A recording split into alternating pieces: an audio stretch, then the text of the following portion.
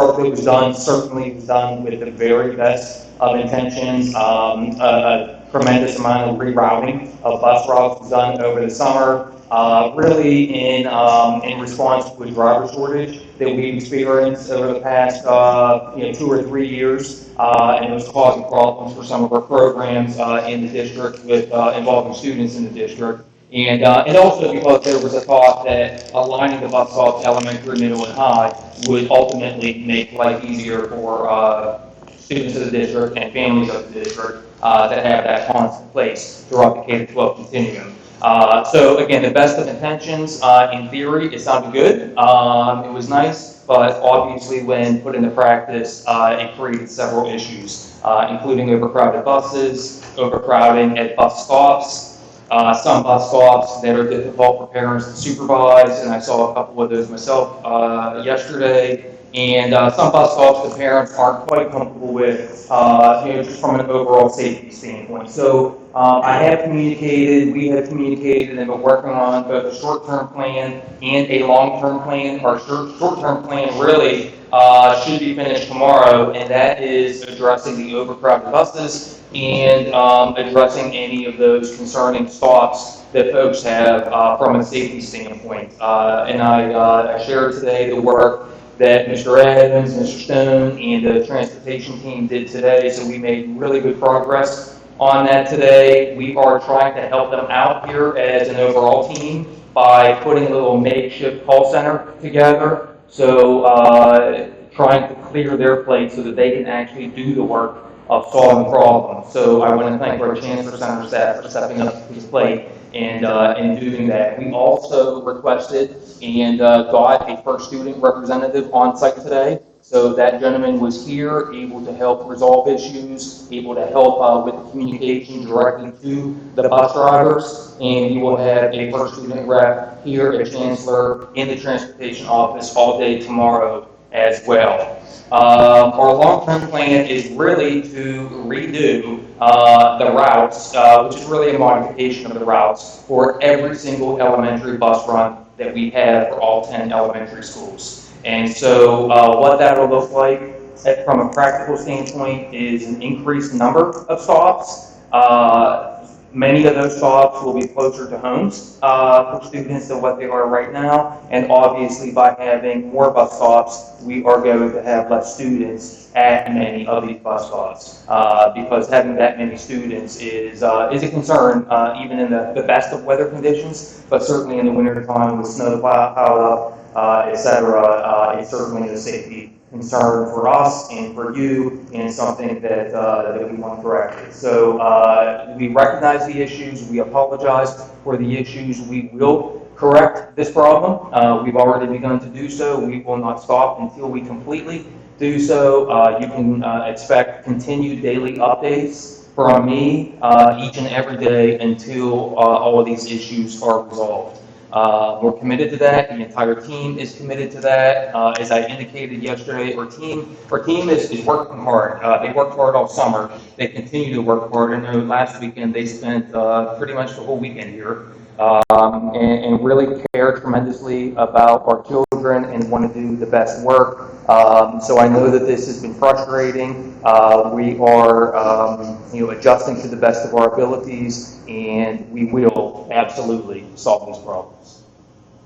Thank you. So, board, any questions or inquiries about how we're going about this? Yeah, I probably should have said, we're anticipating the modification of the elementary routes to take around 3 weeks. We are in putting that out there, hopefully under promising and over delivering. So, with any luck, we'll hit that a couple days or a few days before that. We just don't know until we get into that work. So Friday, September 27th is the date that we've put out there to say, hey, expect by that date that we'll have all those corrections made, which for many students will result in perhaps a new bus number, perhaps a new bus stop, and perhaps a new pickup time and drop-off time in the afternoon. So that's the work that will be taking place starting next week and then for the next 2 or 3 weeks. How are we only question I have is do we have a handle on communicating changes as they're rolling out to the people? Yeah, so we're using the Blackboard system for any mass communications. We're also using that Blackboard system to communicate with individual parents. Okay. And letting them know, and there honestly today, there were a lot of personal calls made and personal emails sent as Okay. well. Right. So we've got a handle on it.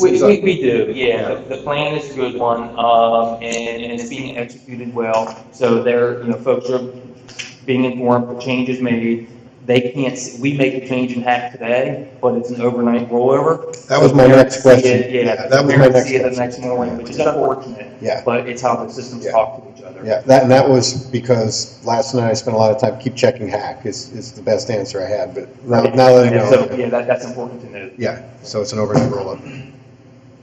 Are we stopping just at elementary, or are we going to take any focus on middle and high school? Yeah, it's primarily, certainly an elementary issue. I would say, it's 95% an elementary issue. We have had issues with our NBIT runs in particular, and a couple isolated issues at the middle level and the high school level. So, that 4 or 5 or 6% is definitely out there. We know those issues, and we're going to simultaneously address those issues.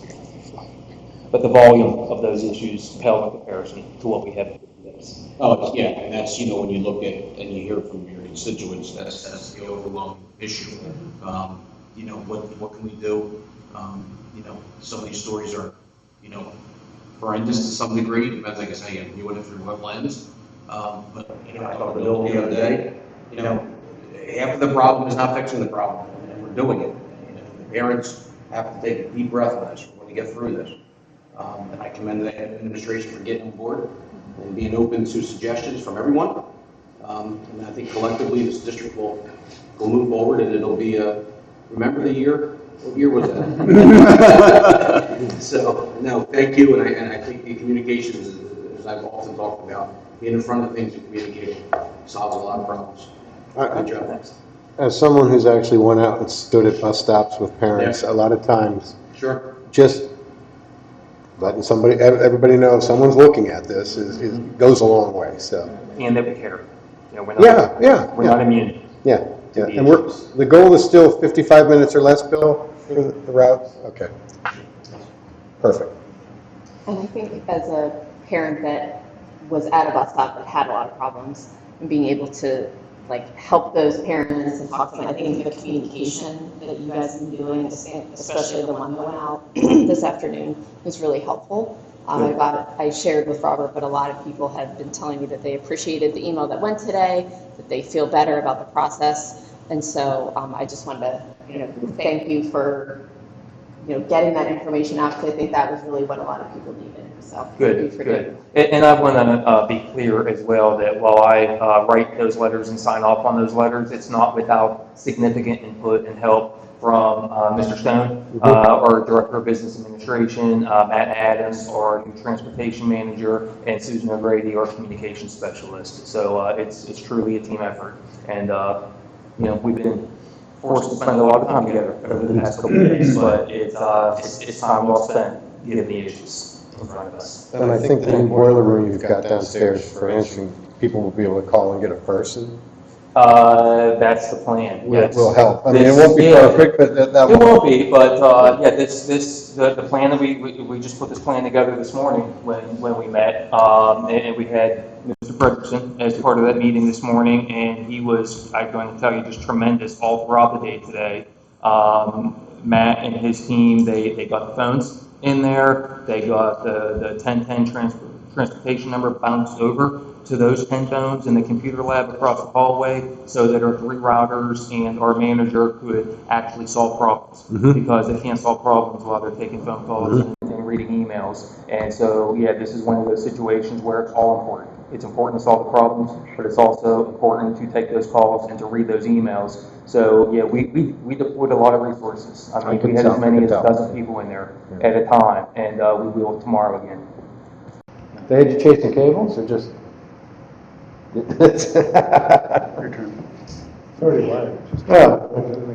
got a number of just pretty simple questions, I think.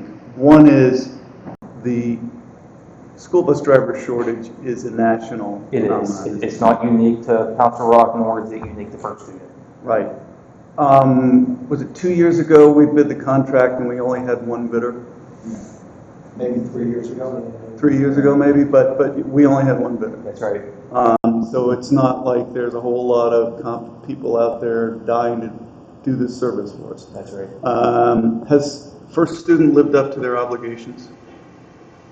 To this point, yes. I think they have. I mean, obviously, we've been somewhat frustrated with the lack of drivers over the past couple of years. I mean, we've literally had some athletic teams or other activity-oriented student groups not be picked up and have to miss an event, which has been really unfortunate. We've even had it impact our regular morning and afternoon runs, so that a driver would have to complete his or her run and then cycle back and do the fill-in run. So that piece has been sort of a long-term, ongoing struggle and concern of ours.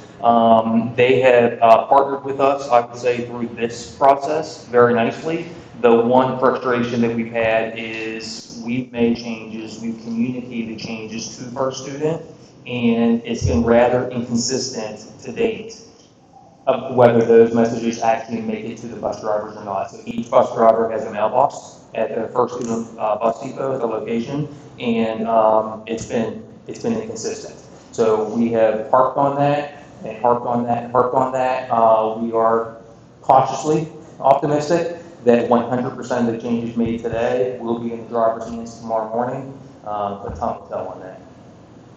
Have there been any thought to a financial penalty to them for failing to perform? We'll see. We're not there at this point. I did have a dialogue with Rob Fox today about that, but I don't think that's the point that we're at right now. That's fine. Yeah, Do you have a- they are partnering with us. They're working with us. We're appreciative of them having someone out today and someone else out tomorrow, and we'll be meeting with someone from corporate First Student tomorrow morning as well, Very good. just to have a hard conversation. Thanks. Thank you. All right. So, you have someone, I know I've sent screenshots of Facebook messages, I'm sure other board members have as well. Is someone monitoring these groups, the individual school groups and the PTO Facebook pages? As long as they're not closed, some of them are closed, we don't. Yeah, but can't you even, I don't know who that would be, Susan Gray or? It is, something, yeah. But couldn't she request, and I'd be surprised Yeah, if she said no? probably could. Yeah, I don't know that she has. I would have to ask her. Sue was active on the Council Rock page the other night. She was, yeah, and I want to say that she was active on the See Her Parents page a couple of nights ago as well. You're talking about the main council. Our page, correct. Yeah. Yeah, there's several sub pages out there. Right. And I'm a big fan of social media. Sometimes you don't put your foot in the water. I want people to come to us. Yeah. Listen, no, I'm just talking about for scanning the comments, because I think there's some valuable information out there that may not be. No, and I agree. Given to the administration. Especially the ones where, you get the complaints, and we've seen emails.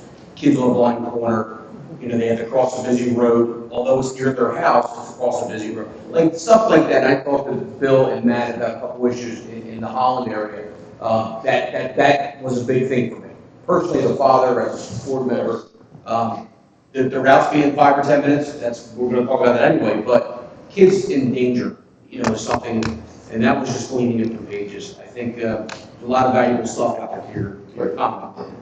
Yeah, there was something that struck me, and that was about a safety situation, somebody crossing what was perceived to be a major road. We do have some major roads in this district, and someone was talking about a young child, less than 10 years old, 9 years old, which I think is still pretty young to cross a major road.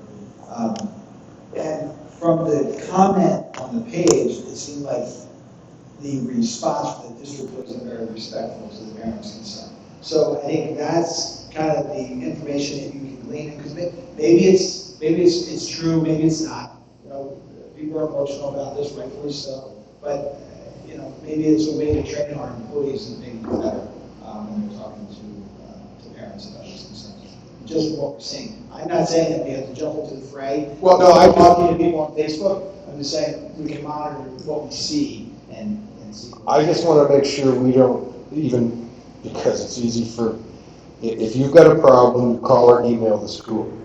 Posting on social media is a black box, and we don't, that's the part I don't want to, you Yeah, know. but your point is a good one, and I spend more time than I care to admit, monitoring some of those sites. And, you know, there was a comment last night that someone said, well, hey, you should share this information with Dr. Frazier. And the lady replied, I'm pretty sure he is. So I read that last night. And then even today, there was a situation where a parent I saw, was expressing one of those safety concerns. And I literally just copied and pasted it and, sent it up to Mr. Stone, and Mr. Stone corrected it, you know, like that. So, you know, that's unusual. I mean, that's not typically gonna happen, but in that instance, it did, so. Yeah, typically I'll direct message someone about something, if I see it on Facebook.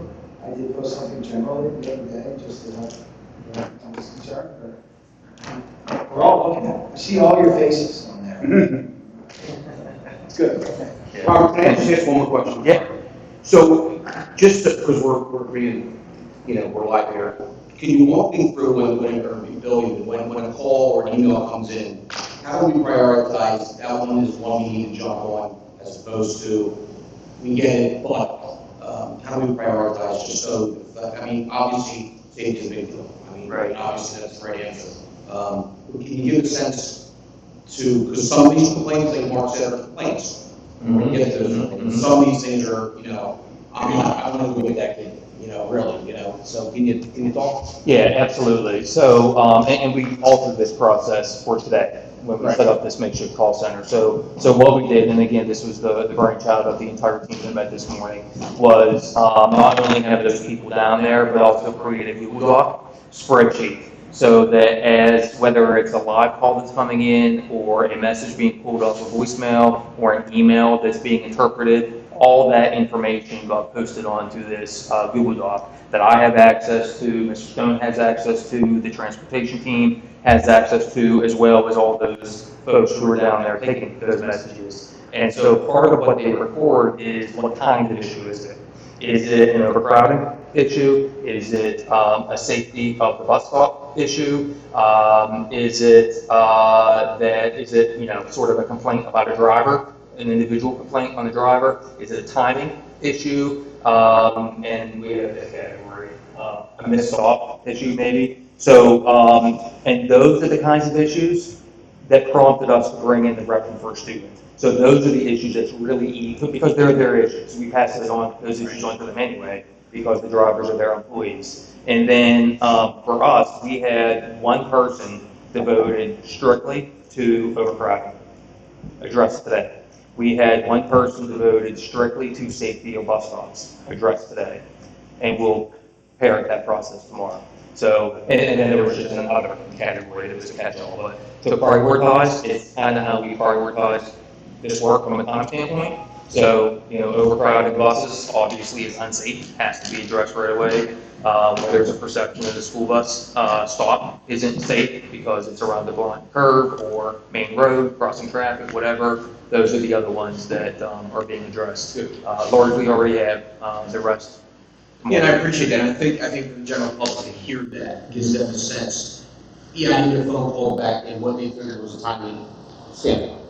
But in the meantime, I addressed 5 unsafe situations that we felt was more of a priority at this point. Right.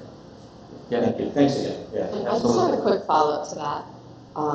So typically during this time of year, like people just have routine questions and changes, like if they're changing their after school care or something like that. Mhm. So obviously, like, it's a different process, and there's so much coming in. So for those parents, are you asking them to like give a little bit extra time to get that done? Like, or do you have any tips for them of, like, if they're trying to make changes when all this other work is happening? You know what I mean? Like, is there anything that you would encourage them to do, or?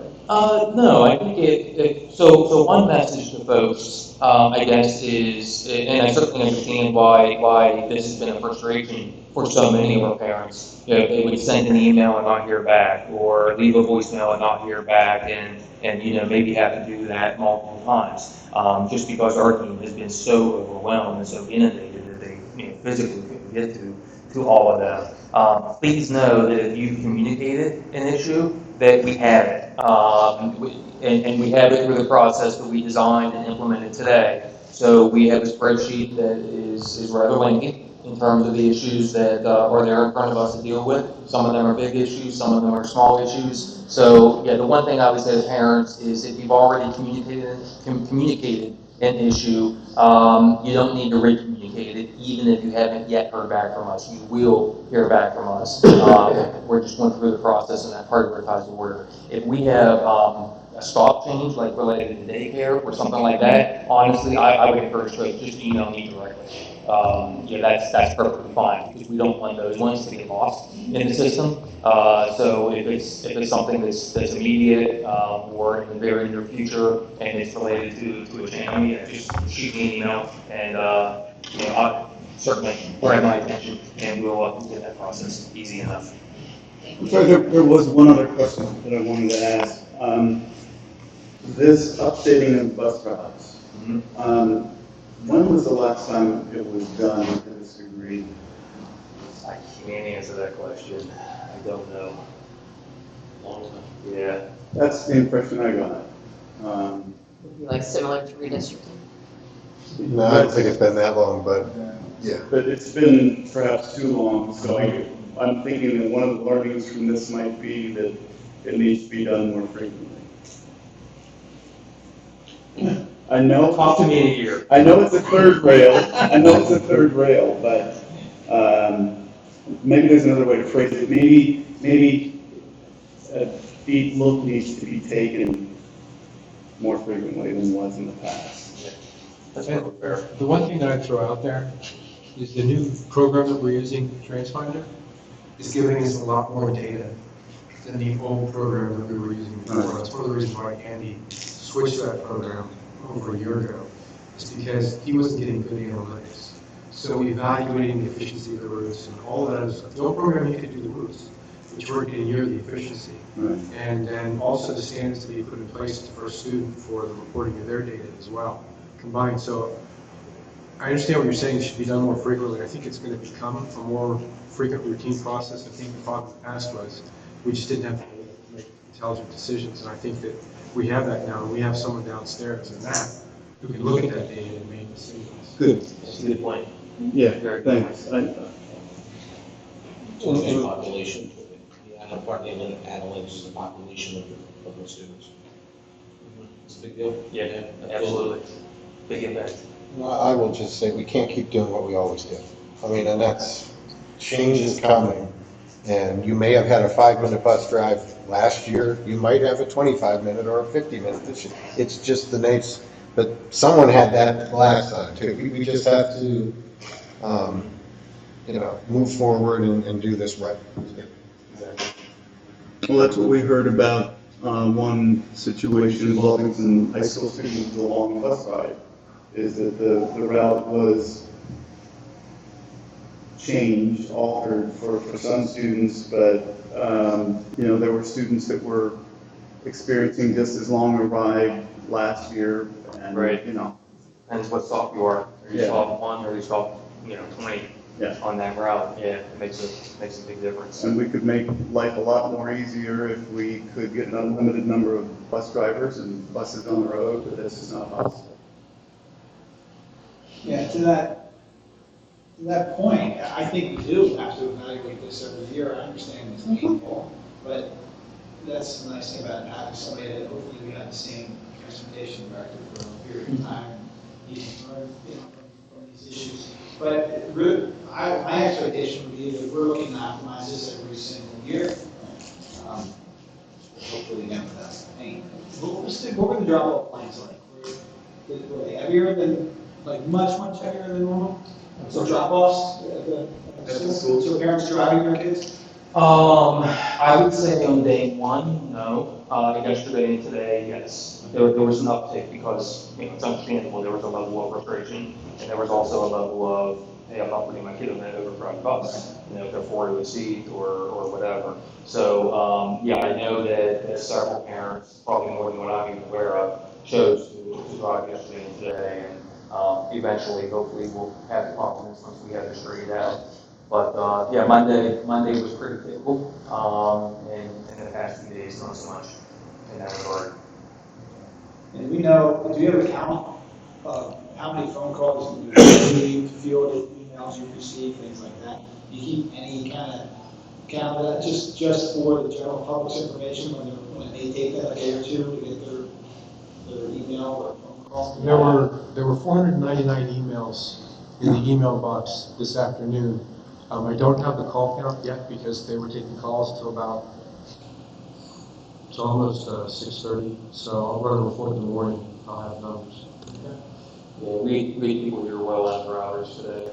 Do you think that would be helpful to put out there, just to let people know that the administrators have been working through and answering these and I don't think we need the actual numbers, but something that says we're working through the backlog and, Yeah, we have to talk about that this morning, about capturing those numbers and sharing them.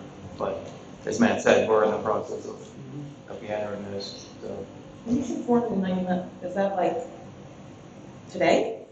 Just today, 499? For the record, I tried phoning in many times, something's wrong. Phone in? Phoning in. I'm sorry, I didn't set up the phone. Oh, that would be why. So I'm sorry that I missed the beginning of that conversation.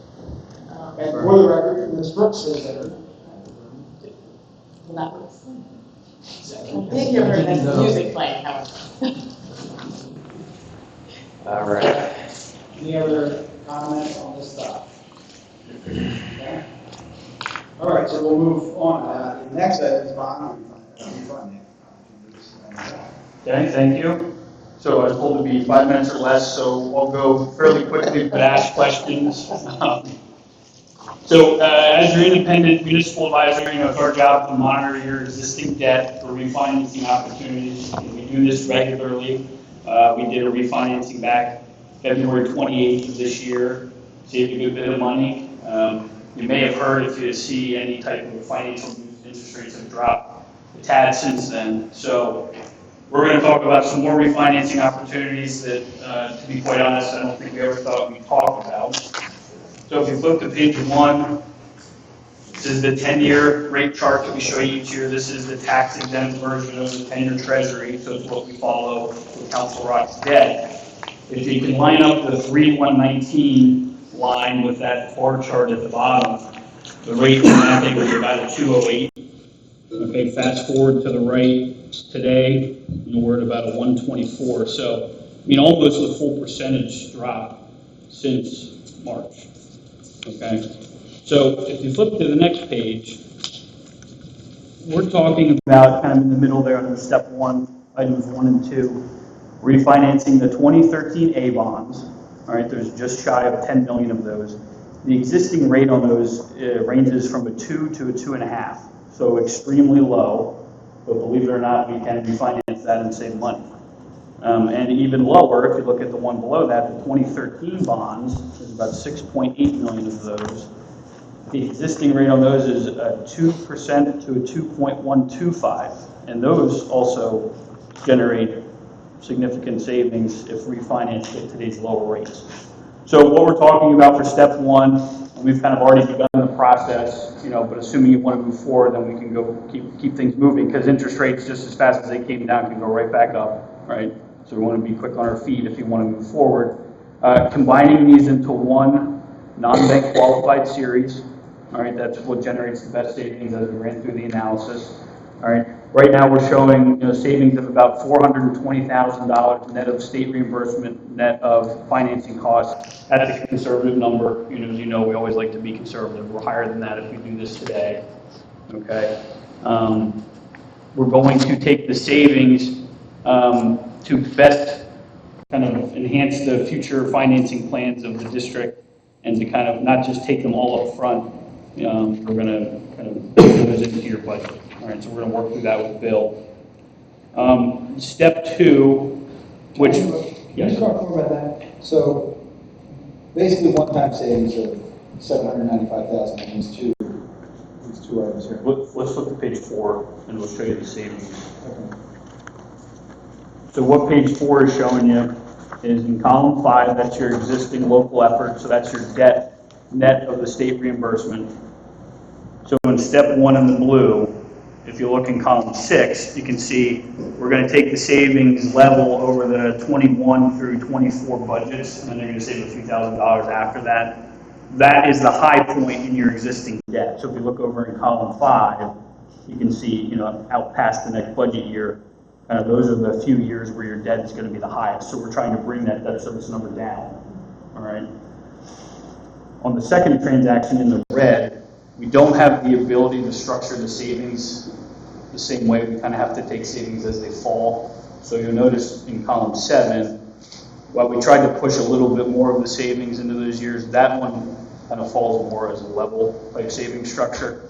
And that has to do with how the original bond was structured. So there's not a lot we can do with that. So then column 8 will show you the total savings when you combine the two. And again, I think if we were doing this today, we'd be closer to probably $1 million. The intention was step 1 was to try to align the savings to offset the planned uses of cash in the capital financing plan.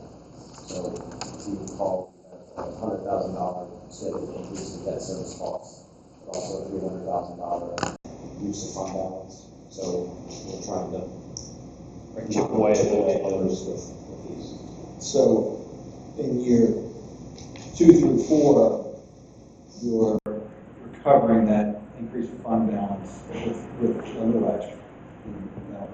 So it's a 17-year, basically a 17-year drawdown in savings or blended out in savings? Yeah, let it level over the two different maturity. On the step 1, it'd be over the next 10 years. Yeah, sure. And then on the second one, it'd be out to the 2036 maturity. That's correct. Yep. And so step 2, we did think that we may be back at some point to talk about that. That's not until January, but we figured we'd talk about it now so that you can gear up for it. So again, assuming interest rates are in a similar position, you're ready to pounce on it. Because all the legwork that we're doing now will still pretty much be viable 2 months from now when we are contemplating refinancing of that. So that's on your 2015 A bonds at the bottom of page 2. Again, there's about 9.1 million. The average rate on that is at 250, a little over 250. Okay. Now, if interest rates start to move up, the first series that would come out of this refinancing is likely the 2013 bonds because those have the lower interest rates. The goal here, if you remember, is you're going to set a minimum net savings target, and if interest rates start to move away from us, and it's not advantageous to refinance the 13s anymore, we'll just take that out. And if rates go up high enough that we can't refund either of these, we'll just put this on the shelf. There's no harm with foul involved with kind of getting this all teed up. Okay, so that's the current thought process. Any questions on all that? All right. So if you flip real quick to end it, so I'm probably at my 5 minutes, but that was because Mark was asking questions. So page 5, this is an estimated timeline. Assuming that you want to move forward, and you can let us know, the first meeting that we could be back would be your September 19th meeting. All right. So bond counsel would go through the normal procedure where they would advertise the debt resolution ahead of the meeting on the 19th. Now, on the meeting at the 19th, we're proposing there would be 2 resolutions before you. One would be for step 1, and then a separate one would be for step 2. Okay? You can pass or vote on both of them. And again, as we get closer to the execution of both of these, the first one's contemplated October 17th. The second one would be January 14th. Again, we'll give you updates. You can come back to a meeting if you need us to.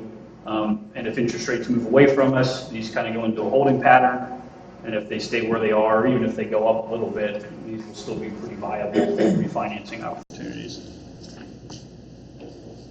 All right. Any questions? Is everyone okay with this? Historically, I think you've used a 2% or 2.5% number as the threshold. And the reason we used percentages is because if we peel out, $10 million of one of these, it'll change, what is considered efficient refinancing. So 2% on 10 million would be, say, net $200,000. Right, now, the goal is obviously always to shoot higher. Typically, we've had good success coming in well above that, but it's a strange market out there. It's great. All it takes is one headline or tweet and things move, so. This has become routine. I mean, this is not new. We've been doing this for a No, while. this is good news when you can refinance, and just to be clear to the public on the phone, I mean, there's no new debt in here, this isn't for new projects, this is just taking the old higher rate, on what would be equivalent to your home mortgage and replacing it with today's new lower rate to save money. And we're not extending terms beyond nothing. No, Not- good point, not I didn't like- say that, I usually do say, Yeah. same maturity as before, Yeah. same final maturity. Yeah, I was gonna ask your advice about a mortgage, but I guess that would be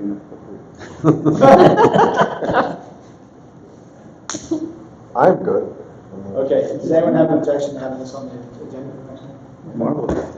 Great. Thank you, Zach. All right, thanks everyone. Thank you, Thank Zach. you, thank you. We'll see Kevin Reed then in 2 weeks. Great, thank you. Good deal. Tell him he's got 6 minutes now. Thanks. Kevin's exact seat.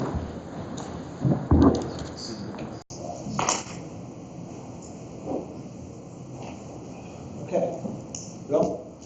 Thank you. So we have several other items on the back quickly.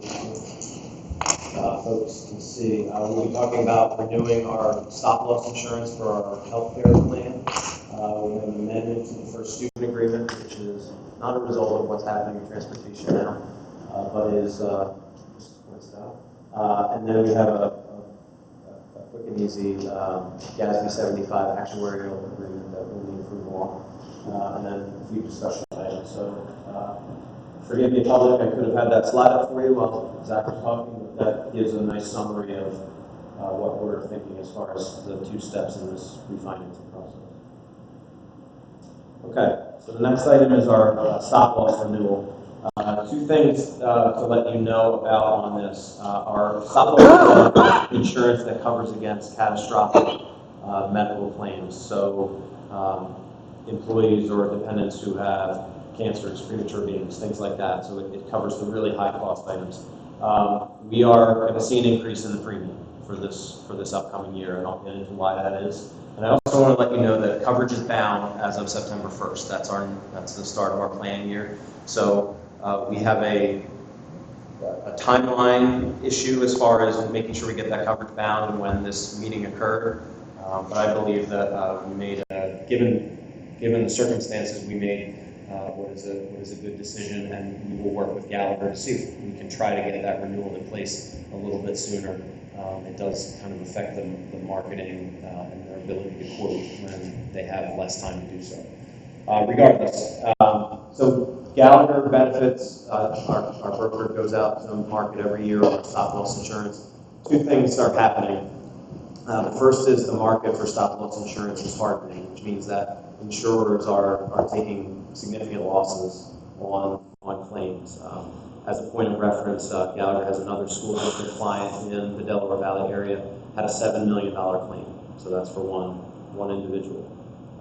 So the stop-loss carriers are picking up the costs over and above whatever the deductible is. So we are dealing with that market condition, and we had a number of carriers who we attempted to get quotes from. They really didn't quote because they're really only sticking to their incumbent clients that they have.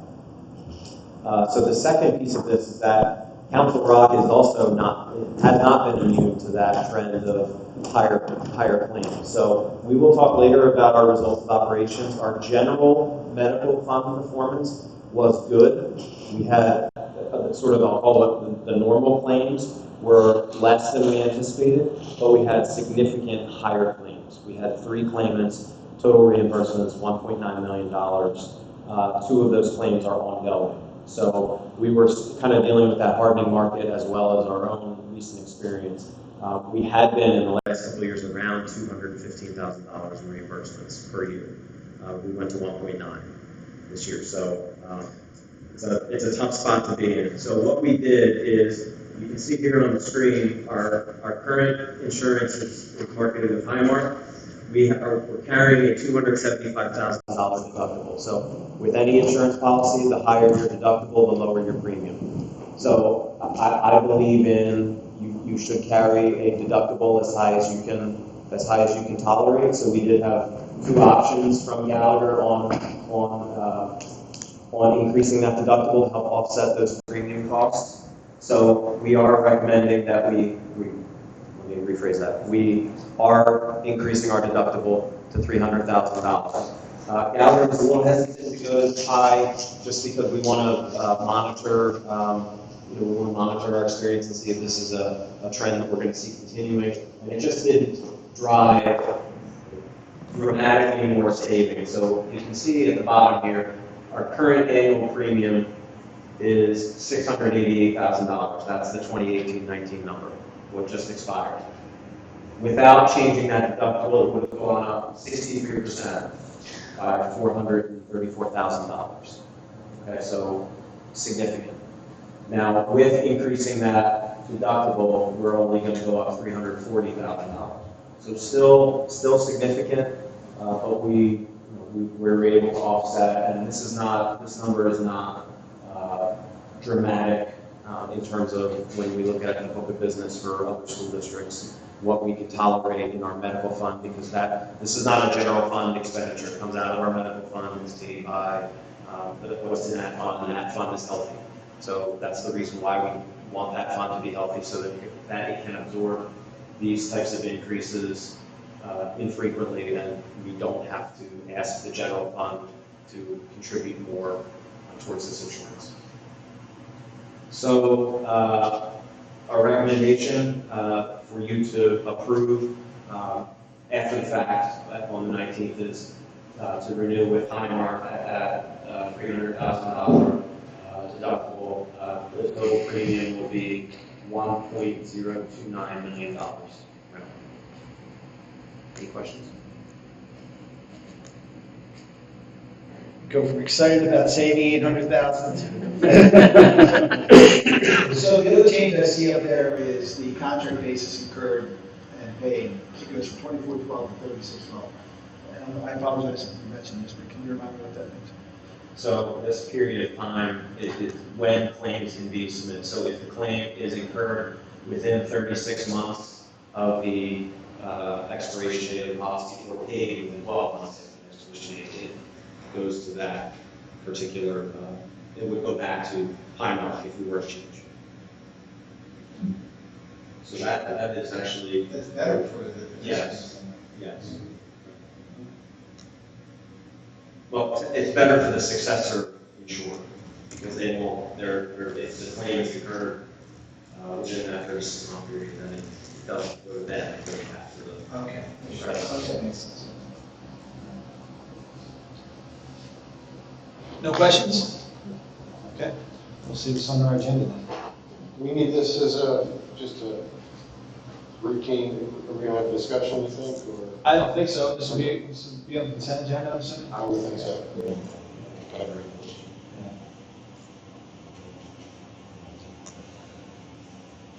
So let me first talk about the first student amendment. So the amendment that we're recommending is really quite simple. It's to clarify some language to reflect past practices that we've had in place for many years with respect to first student, and it's particularly around when we have service issues with employees. So right now, the language was limited to just drivers. It said if there was a service issue with a driver.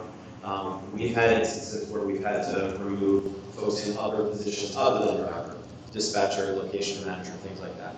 We wanted to make sure that it reflected the reality of how we operate with first students. So we did make that recommendation to change that language. Mr. Cox reviewed it. He's given it the okay. First student is on board and prepared to sign. So I would ask that be moved forward to the 19th. While we're on the slide, I can also quickly cover this GASB 75 actuarial services agreement. GASB 75 covers other post-employment benefits.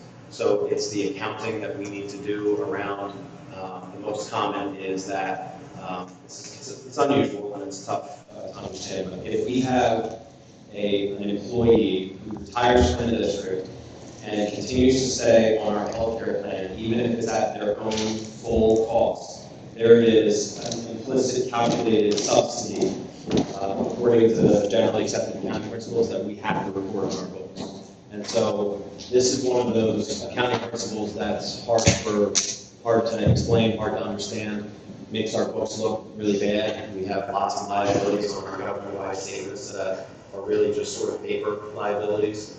But it's something that we have to do.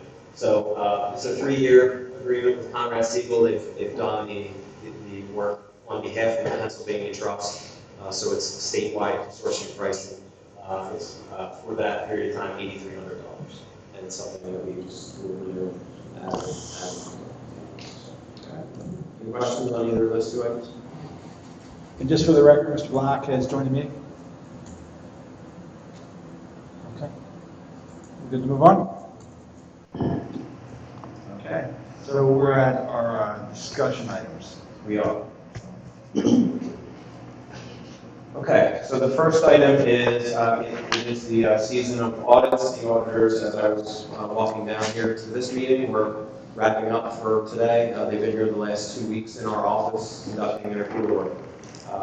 So these figures that I'm about to give you are unaudited. So what I've done is I've taken a picture of where we were when we handed over the books to the auditors. Asked them on the way down, do you have any major adjustments? They said no. So I'm expecting that we will be somewhere in this ballpark.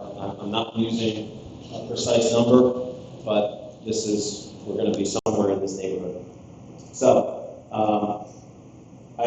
this is the first step in the budget process, believe it or not, for next year. It's showing where we finished and getting prepared for what the next year budget will look like. So the general fund, our main operating fund, finished the year with an $850,000 surplus. So if you'll recall, we budget with a $4 million deficit.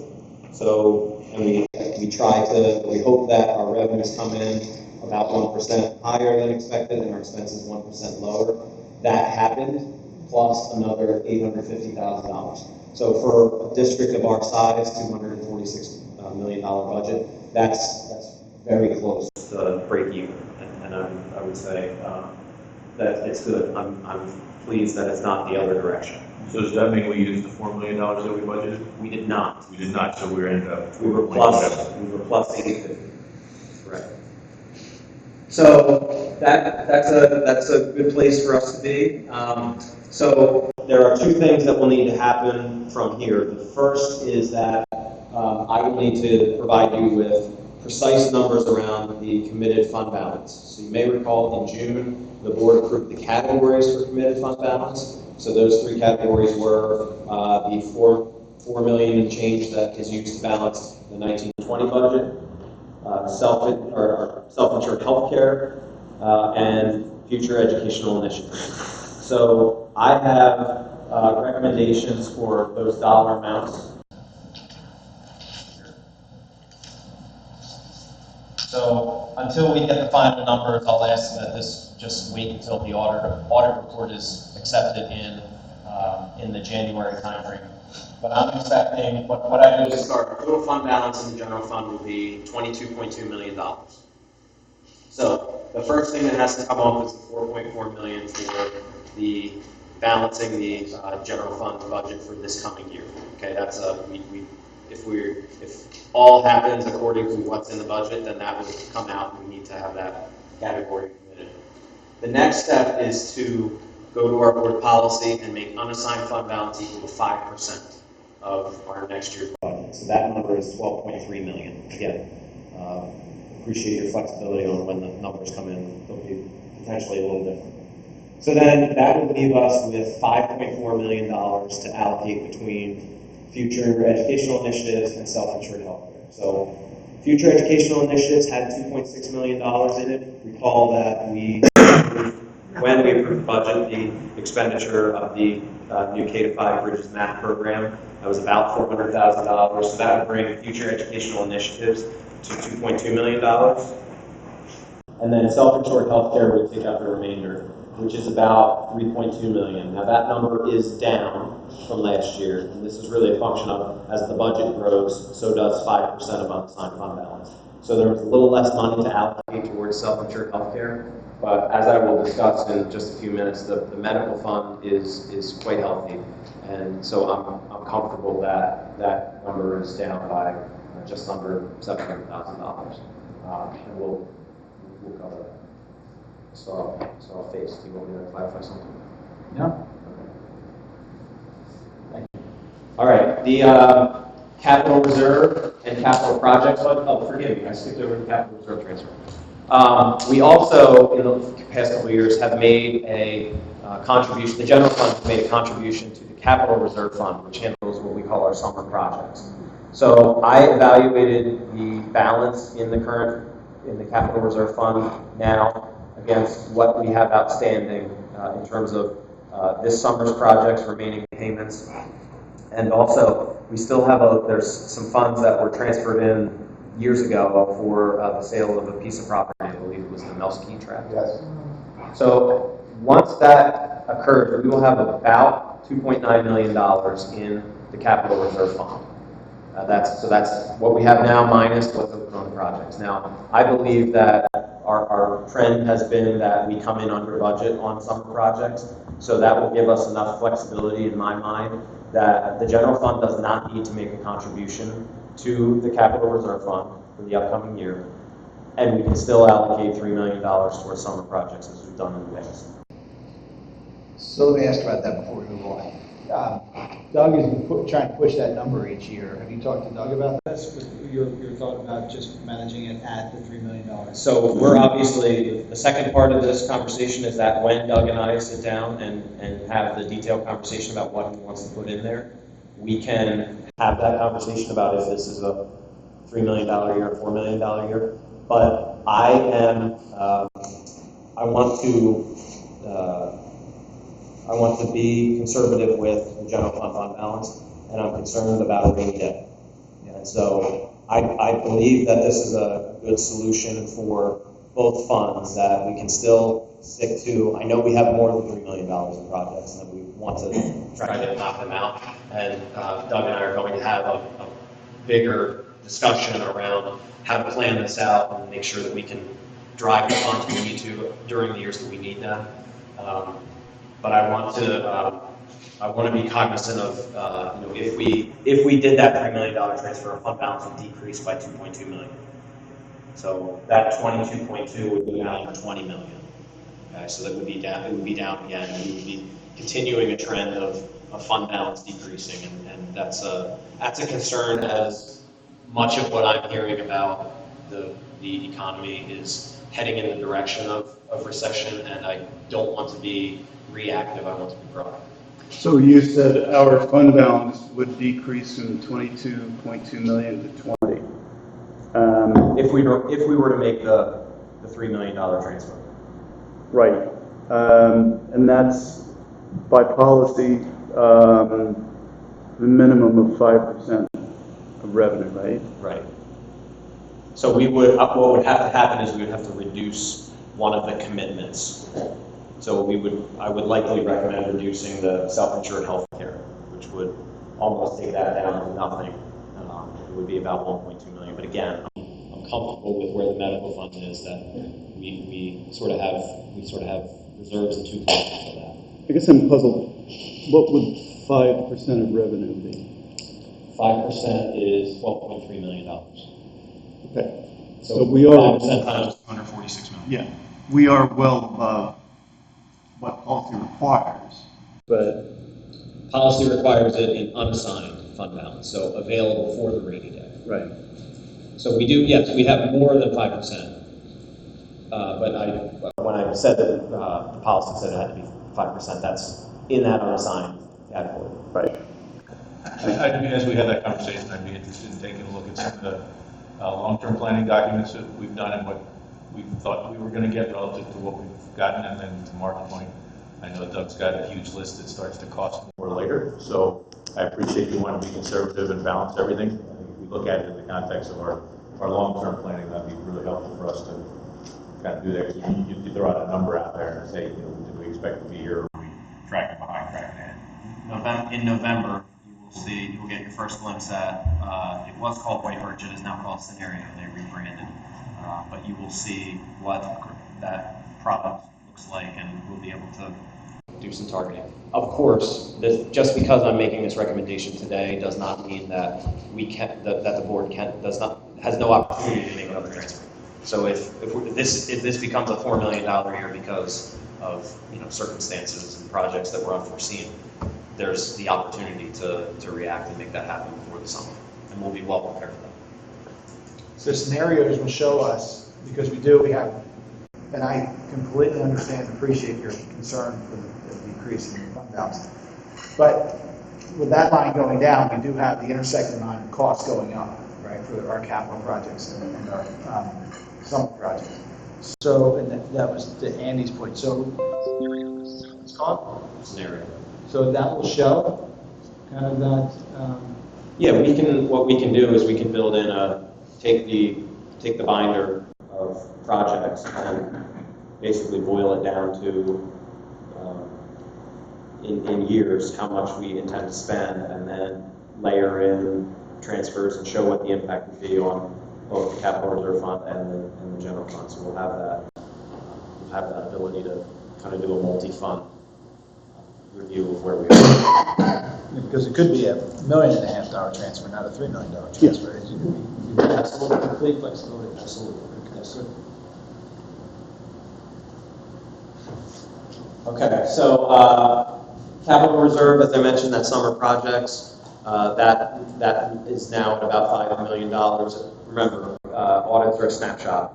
They take a picture as of June 30th, as of the fiscal year end. So lots has been happening since then. But I expect that once the dust settles, it will be around that $3 million number.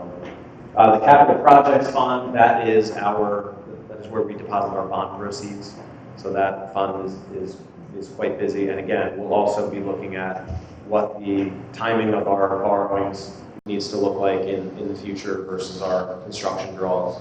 So we'll be able to work all that into a concise document. And Bill, before you go on there, as you talk about the 3 million or a need for more than 3 million, I think that we do still have a need for more than 3 million. But from a big picture standpoint, remember, we are doing a ton of renovating schools, right? We have 2 still brand new middle schools where, Wrightstown is brand new, Rolling Hills is on deck. We've got School Finestone, Hillcrest, and Richburg right after that. So, all those items for those particular schools, just for the short term anyway, get wiped off the list and pushed way back. So doesn't mean that we don't have any needs, we certainly do. And unfortunately it's still in excess of 3 million, but just, when remind folks of that big picture, that one of the benefits of taking care of these schools holistically is you take those nickel and dime items and really eliminate them for many years. So. Good point.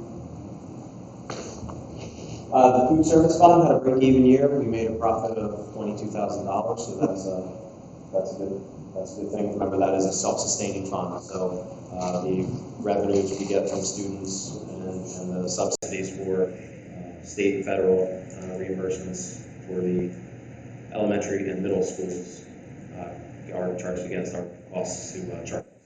So we came out $22,000 pretty good. The medical fund. So although we had, I mentioned a rough year on the stop loss renewal, our fund balance in the medical fund increased.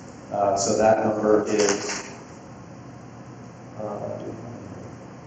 so we have an increase in fund balance of $5.6 million for the year, bringing the total fund balance to about $14 million on about a $29 million line item for expenses. So very healthy, and something that we'll look at as part of the budget process, because there's just as I have concerns about the lower ends of fund balance, I have concerns on the upper ends of fund balance too. And so we want to be appropriately prepared for bad years, but we can be over prepared as well. So that is something that we'll discuss as we plan for the budget. Isn't that a high-risk category, though? Isn't that something that can shift quickly? It's very risky. So certainly 5% is lower than I would want in the medical fund, but we're close to 50%, and that's getting higher than. I think we probably have. I think recommendations are usually about 2 months of operating expenses, so that would put us about So we have some, it's a good position to be in. And lastly, although it's, the district merely acts as an agent for these funds, just thought it would be interesting for everyone to know that we have student activity funds. They're approaching $1 million in total. So we have a lot of money going through our student activity accounts. And again, snapshot at point in time. But it's a lot of responsibility for our students. Hey, Bill, just give some of the newer folks an example of what some of those things might be. Sure, student government. I know that north is the SEB and south is the SAB. Ski club. We have art club. There are still some athletic supporting clubs.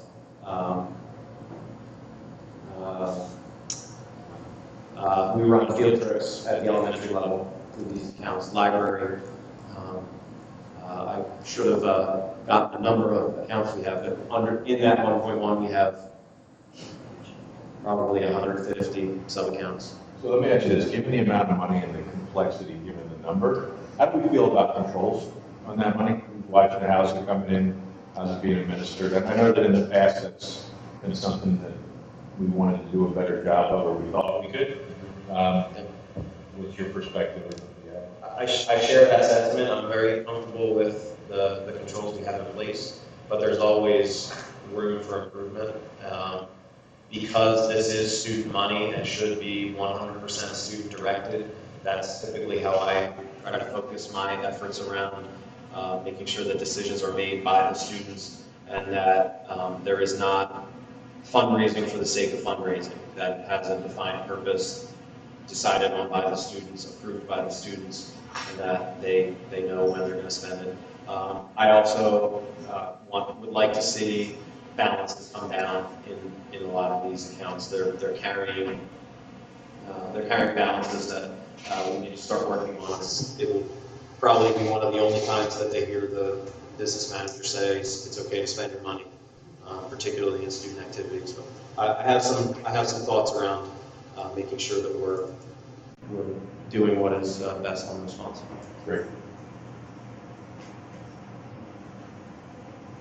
Any questions on our results for 18-19? Again, unaudited, so bear with me for some changes here and there. I don't expect anything material. Okay, very good. Moving on, so we have MBIT capital projects finance. We do, yes. So the update as far as MBIT is concerned, recall that we discussed this in April, and I gave you I provided the board with the heads up that something was going to be coming down the pike from MBIT, and last month at our board meeting, the board authorized a funding commitment for an emergency lintel repair project at MBIT. That was the first part of a much bigger capital needs plan that they had. So the update is that we've seen some numbers come through. There's sort of what I would call the nuts and bolts type projects. So roof replacements, paving repairs, concrete, things of that nature. That's about $6.9 million. There's also still discussion, as I understand it, at the Executive Council about making some changes at the front entrance and also expanding the welding lab, which I had an opportunity to walk through months ago, and it's tight, and it could use a little more space. But the steps that we're at right now is that that total came to about $9 million, and that difference of just about $2 million could have an impact on the member districts and how they want to fund the project. So the business managers met, I believe it was last week, and we had a discussion around, in order to get input from the member districts, we needed to have what we called sort of a two options document, and it was option one being the $6.9 million nuts and bolts projects, and then the bigger $9.1 million, which would include the entrance and welding lab expansion. So we also asked that they model those scenarios to the PFM so that the districts could see if the districts have the choice to fund it with cash which in our case would be to fund balance our capital project, or excuse me, our capital reserve, that's sort of a summer project money, or we could use our bond proceeds. Those are available for any capital project that the district would be responsible. But in order to make that decision, we also have the option of paying it on an ongoing basis through tuition. So MBIT could take out a bond, and we could just pay a little bit more tuition every year. So we want to see what the impact is of both of those scenarios. BFM can run those options for us, and we ask to be prepared, that MBIT prepare us for our October Finance Committee meetings respectively with that, and they were agreeable to doing that. So I just wanted to provide that update and open it up for more discussion around any guidance that they can provide or anything they'd like me to further investigate. How are they going to prepare us? What kind of, are they going to give you materials to present to us, or are they going to be here? So my recommendation would be that once that two-option document is available, that I would bring it to our Finance Committee. I can certainly have MBIT folks here. I feel comfortable being able to handle once I've understood it myself. I can present it in that way. That's what I was envisioning as far as October. And Mark, that question came up at our committee meeting this past week, and MBIT would be fully prepared to come and do a presentation both on the 5-year project and the financing around it. And if I could just add one thing, Bill, to your characterization and very good explanation of what's happening with this, to me, confusing project. The two items that were not included in the 6.9 million were the welding lab and a new entryway. This is not the windows, this is a new facade and a new entryway on the building.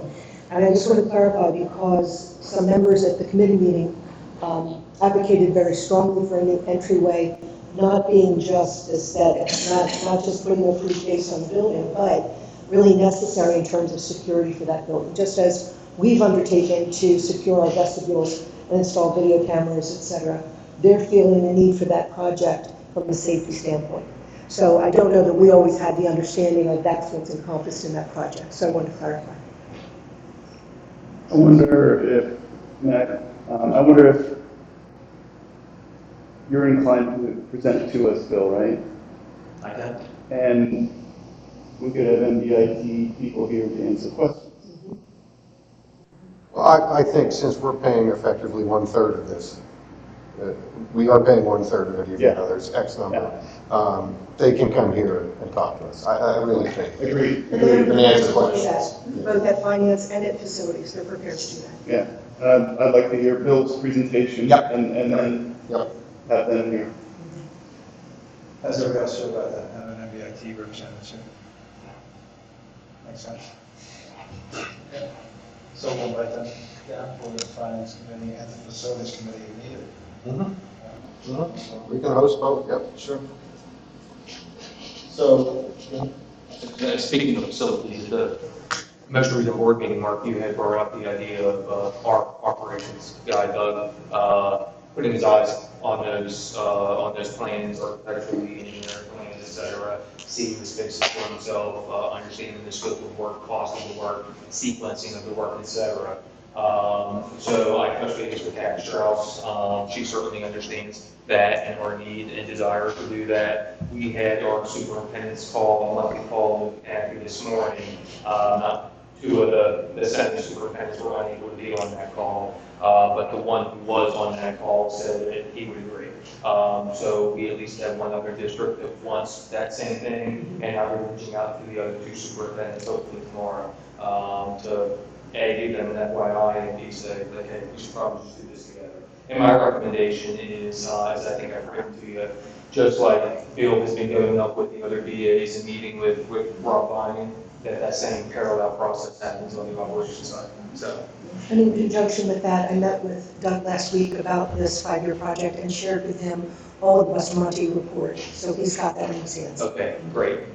Thank you. At that board meeting, Doug said that he wants to make sure that he's not stepping on toes. He wants to feel comfortable doing that. So do you need any board direction to be able to give Doug the free, feeling free about stepping forward, or is your agreement with other superintendents now? I think it's enough. I mean, it would probably help to say, yeah, yes, we think that's a good idea, and we want to see this happen.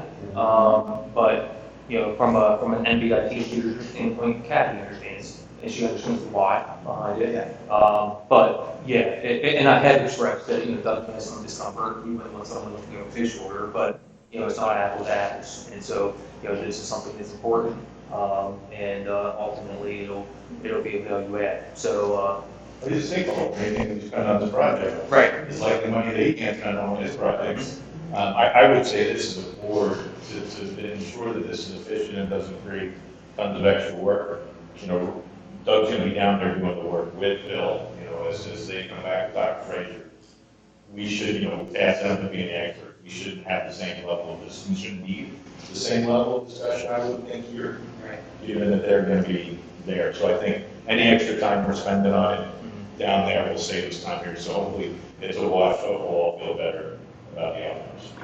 I would add that Doug, also, didn't you guys meet previously to help even get them to the point that they're at now? Because it's kind of been a longer process, and I think that was very helpful in terms of like even the process. And I appreciate that Doug did that at that point, and to Andy's point, like that obviously helped us to feel more comfortable to this point. So I think the more that we can encourage that, if Doug is comfortable, I appreciate it. Yeah, he is fully willing. That's more of an unofficial kind of capacity that he served on, but I think what I'm seeing around the room here is that all the board members are saying, yes, this is what we want done to make our job easier and to be more well-informed. We wouldn't approve anything with a legal document without having Rob Cox review it or somebody in this firm.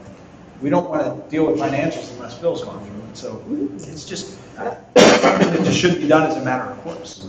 And you're right, it should be done across the board. Absolutely. We're only in control of this. That's right.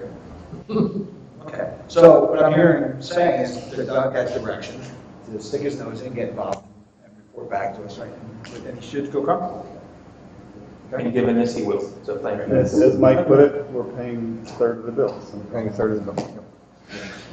Well, that's another point, maybe we can talk about that another time, but we saw we saw the flow of information come back from the bylaws. I think that's something, we don't have to answer that today, but it's something we should be reviewing. It's going to be difficult to go back to our partners and say, maybe we want to do this differently, understood, but it's something that we should continue the conversation about, I think. Does anyone else feel differently? I certainly agree with you. I agree completely that, while we've got other, peers who sit on that council, it would be something that would be, probably in our interest to undertake while superintendent director is sitting. Well, do we want to ask our representatives to discuss that at one of the upcoming meetings? How do you feel about this? I think we should I'll go and present that. If the board gives me direction to do that, I will drive up and have that discussion. I'll be there right before you that. So I'm clear, are you talking about a different funding formula for him? Yeah, exactly. It should certainly be examined, if nothing else. That funding formula was probably written in 1968. Like, there are a lot of people that have to be involved in that. We have the autistic one doesn't change our mind, but let's put it out there because, it is a little unusual, right? In my opinion, it's not very fair. It's based on our tax receipts, not if I had my druthers that have it proportional to the amount of kids that we're sending, it as a kind of a use tax, right? So The way the budget. Yeah, the way the tuition is, sure, that makes sense. But, we have to have, I'm sure there's a super majority or a majority in the sending districts that are required to change the bylaws. But we'll see. We don't know any of these answers, so we should check them out.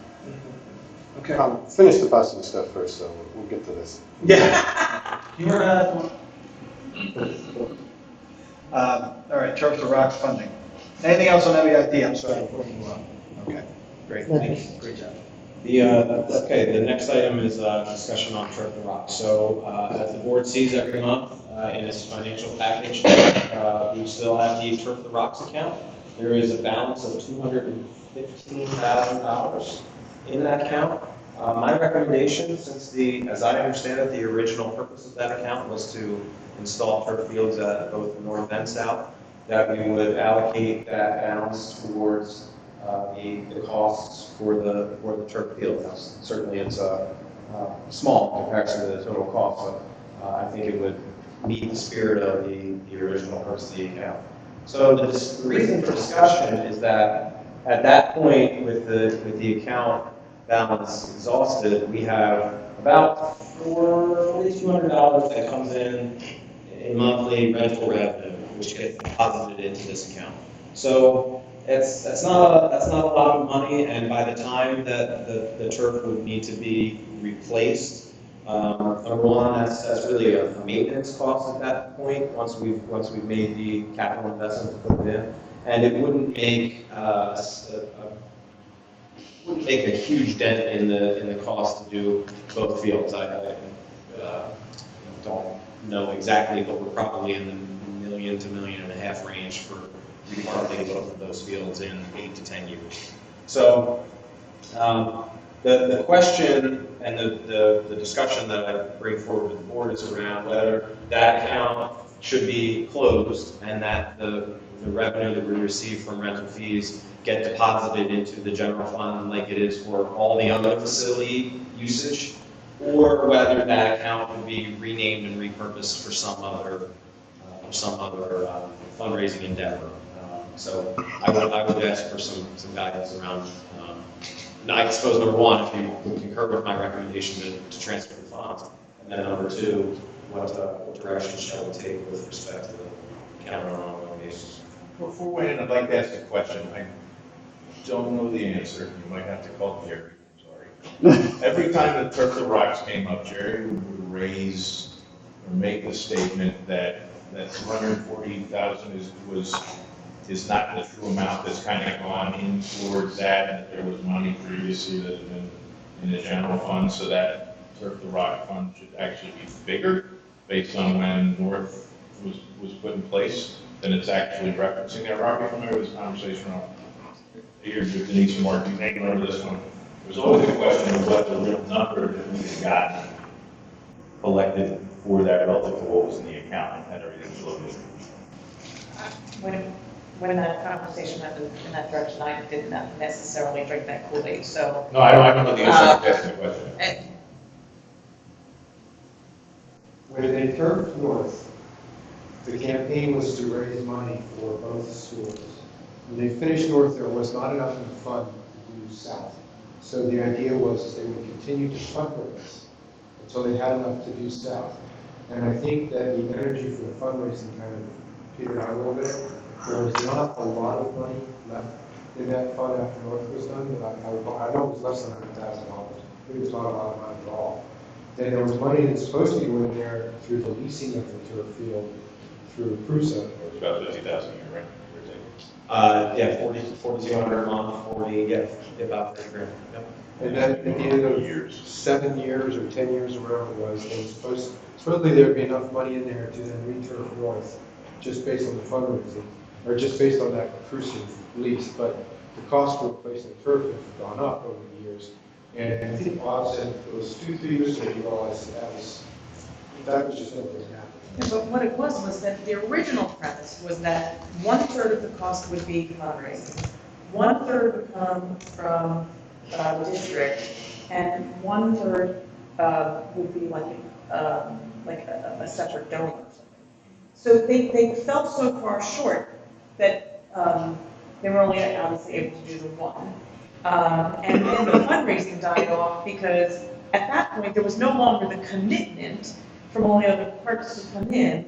And so, the perception, it was a lot of money raised. And so, but I think they thought that ultimately it would get, reinvested in this spirit. So, for me, moving that, whatever money is there, into that project, I mean, to me, that's like a no-brainer, because that is the intent that was behind it initially. I think I remember it was that. So we actually made a change during Bob Reinhardt's administration that we started, it used to go into the general fund. I think we started moving it into the Turf the Rocks fund 3 or 4 years ago or whatever it was. So that's what happens. That's why this isn't reflective of all the money so that, move that aside for a second. You know, my opinion on this is, I kind of, you know, I'm open to your recommendation, I think from transparency standpoint, or just, you know, not all that. It's gonna be good to see the revenue that we generate, especially from the big investment that we just made here in the South. To be able to have some kind of view of what we've raised, so when we get down 8-10 years down there, you know, we can say, hey, this is the portion of the, you know, or at least it's self-fulfilling for the harvest, you know, assuming that, you know, we'll be able to pick up, You don't want to start $150 funding. grand, you know, a year, we should be able to pay for them. So I think that's the reason I would advocate keeping it separate, but I'm not. Yeah, I like the idea of keeping it separate, because there will be revenue from both fields, presumably. And it should be renamed. It could be, it is just an accounting issue, right? So you can keep track of the funding that comes into it, even if it goes into the general fund. So even if we had it and didn't have it in a separate fund, because I think it's just a cumbersome kind of issue. This is a bank account, not a fund. Right. The funds we just discussed, this is a bank account. So it's included in our general fund when you look at that, any fund balance numbers that are up there. It's just in our cash balance. I think it'd be easier to stand behind doing the carpets if that money is sitting in a separate account as opposed to being mixed up with anything else. So, but that's a pretty standard fix. Well, let me just say, I'm completely indifferent about it, so it can go. To me, it's semantics. Yeah, it's, Well, but same. it makes, if it makes your job easier, then I would support it, or the job of your office. Because easily you could run a report in a couple of minutes that shows what the contributions have been for the last 5 years. So I think you asked the question, where is it? Oh, it's in there. Just saying. No, that's true. Yeah, but are you going to also say that if something comes up and we say we need money, are you going to visit their Rocks Fund to borrow from that? Or is it going to be like an entrust account for just the fields and they can't be used for anything else? I mean, I think that's what that's going to be a decision we have to make. The board could put some legal restrictions on this account. Yeah. For some client, I'm restricted to a particular purpose. That would change the accounting that we had to do for it, but that's. Instead of a bank account, could you just make it a committed fund in our general, to make it simpler for you? Would that make it simpler? It's actually, would be easier to keep it as an. Okay, all right, I'm looking at it for you now, I don't, I'm indifferent. Appreciate it.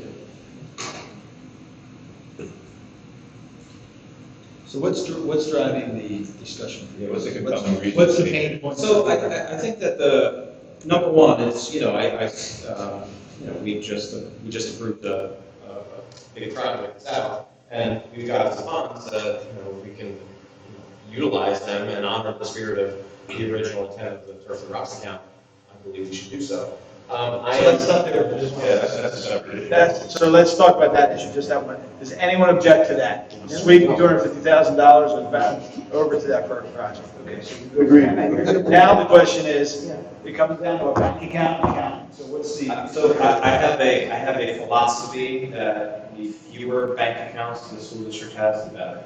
And the reason for that is, the more we have to manage, the more controls we have to place around funds. And it's, if we can be as streamlined as possible in our banking operation, then that is the direction that I would like to go. I don't want to be in a position to open a new bank account every time we want to separately account for something, when we can do it in different ways through reporting and account coding on the way our revenues come in.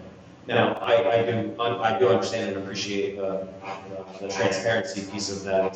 If it's not in the Turf and Rocks account, then this was formed by the community, I presume, and it's not my place to end it without having the community involved. So, you know, I get that. That makes sense.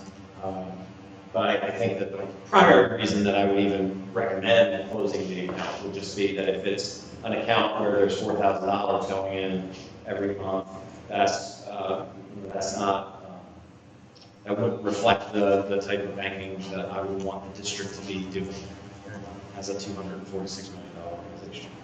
Could we keep it segregated from a fund perspective, like you do with the general, or the fund balance in the different categories, not necessarily in separate accounts. But could you keep it segregated that way? Just so, to Andy's question, so we know where that money's going, where it's sitting, what it's earmarked for. Yes, we could either commit or assign fund balance in an amount equal to revenue, right? Yeah, that's absolutely possible. Is that better for you? I mean, that's the.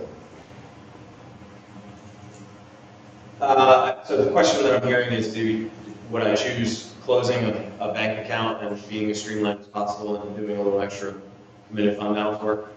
I think I'll probably choose doing a little bit more committed fund balance work. I get where you're going with the banking account, and that's why I'm trying to, and that solves your problem as well, right? Okay. Good.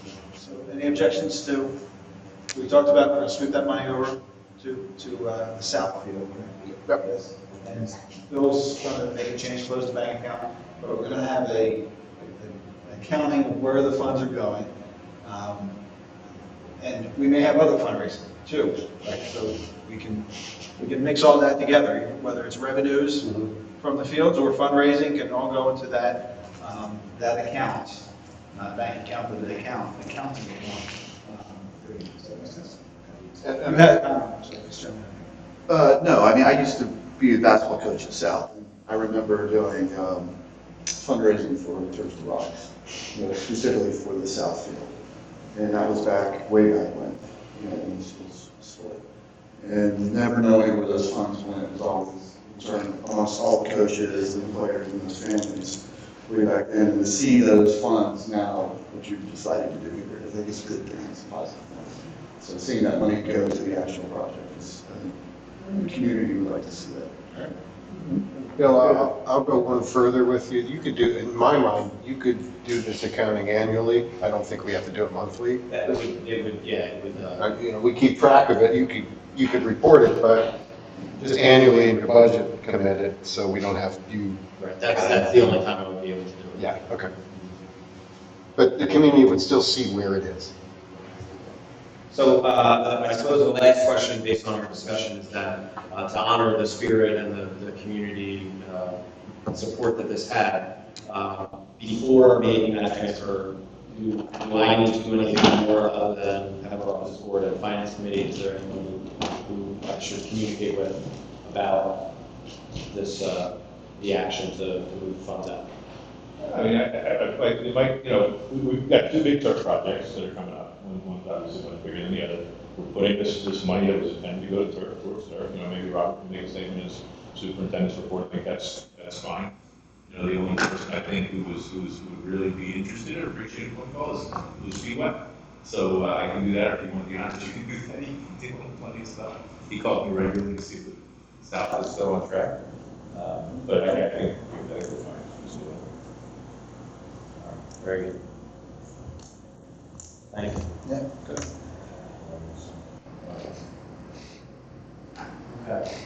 Last item on our agenda is to give you an update on the Financial Advisory Committee and also to seek some further direction as we get closer to being able to get this committee off the ground. So at our August 8th Finance Committee meeting, I presented a proposed structure around the Financial Advisory Committee. I wanted to re-present that to the board, seek some additional feedback around what the board would like to see as a structure, and then also, based on that, we had 12 folks who expressed interest in joining, and I would appreciate some direction on what the board would want to see around around the structure, if it follows what I have up on the screen, and core committee and subcommittees, just so that I can begin to get that work underway. So the structure that I proposed back in August would be that there would be a core committee of folks, 3 to 4, who would sort of drive the work of the committee, be the leadership, and then have subcommittees that would function on the periphery of the core committee and support the core committee's work. So just as a little bit more detail on those subcommittees, these were some of the ideas that we had discussed that I had brainstormed. Certainly not an exhaustive list, and frankly, I would want this work to be more self-directed by the committee around the issues that they believe they can provide the best value. Certainly, the board is also able to add to this list But just, the thought around alternative revenue, we are heavily driven around real estate taxes, but there are certainly, ways to try to generate alternative revenue and be creative in that. So that would be an area where we could get community input on that aspect. We could focus in on specific areas of our expenditures that are higher in dollar amount, and could maybe use a different set of eyes on them to provide some outside the box thinking. So that was sort of the structure that we had initially discussed, but I think that now is the time as we're getting closer to forming the committee to sort of see whether that's a structure that the board would be inclined to see, if they'd like to tweak it, or if it's and also specifically what type of membership we'd want to see if whatever structure we put forward. So we, about 3 weeks ago, Bill sent out the resumes of everybody who had applied. We all know that the names were put up at the last committee meeting. So there was some thoughts among the board that we wanted to have more discussion about it, so this is our opportunity for discussion. So I'll open it up just for the discussion. So Bill, can you share how these people were interviewed? Yeah, absolutely. So I reviewed all their resumes. We had 12. It was less than I had anticipated.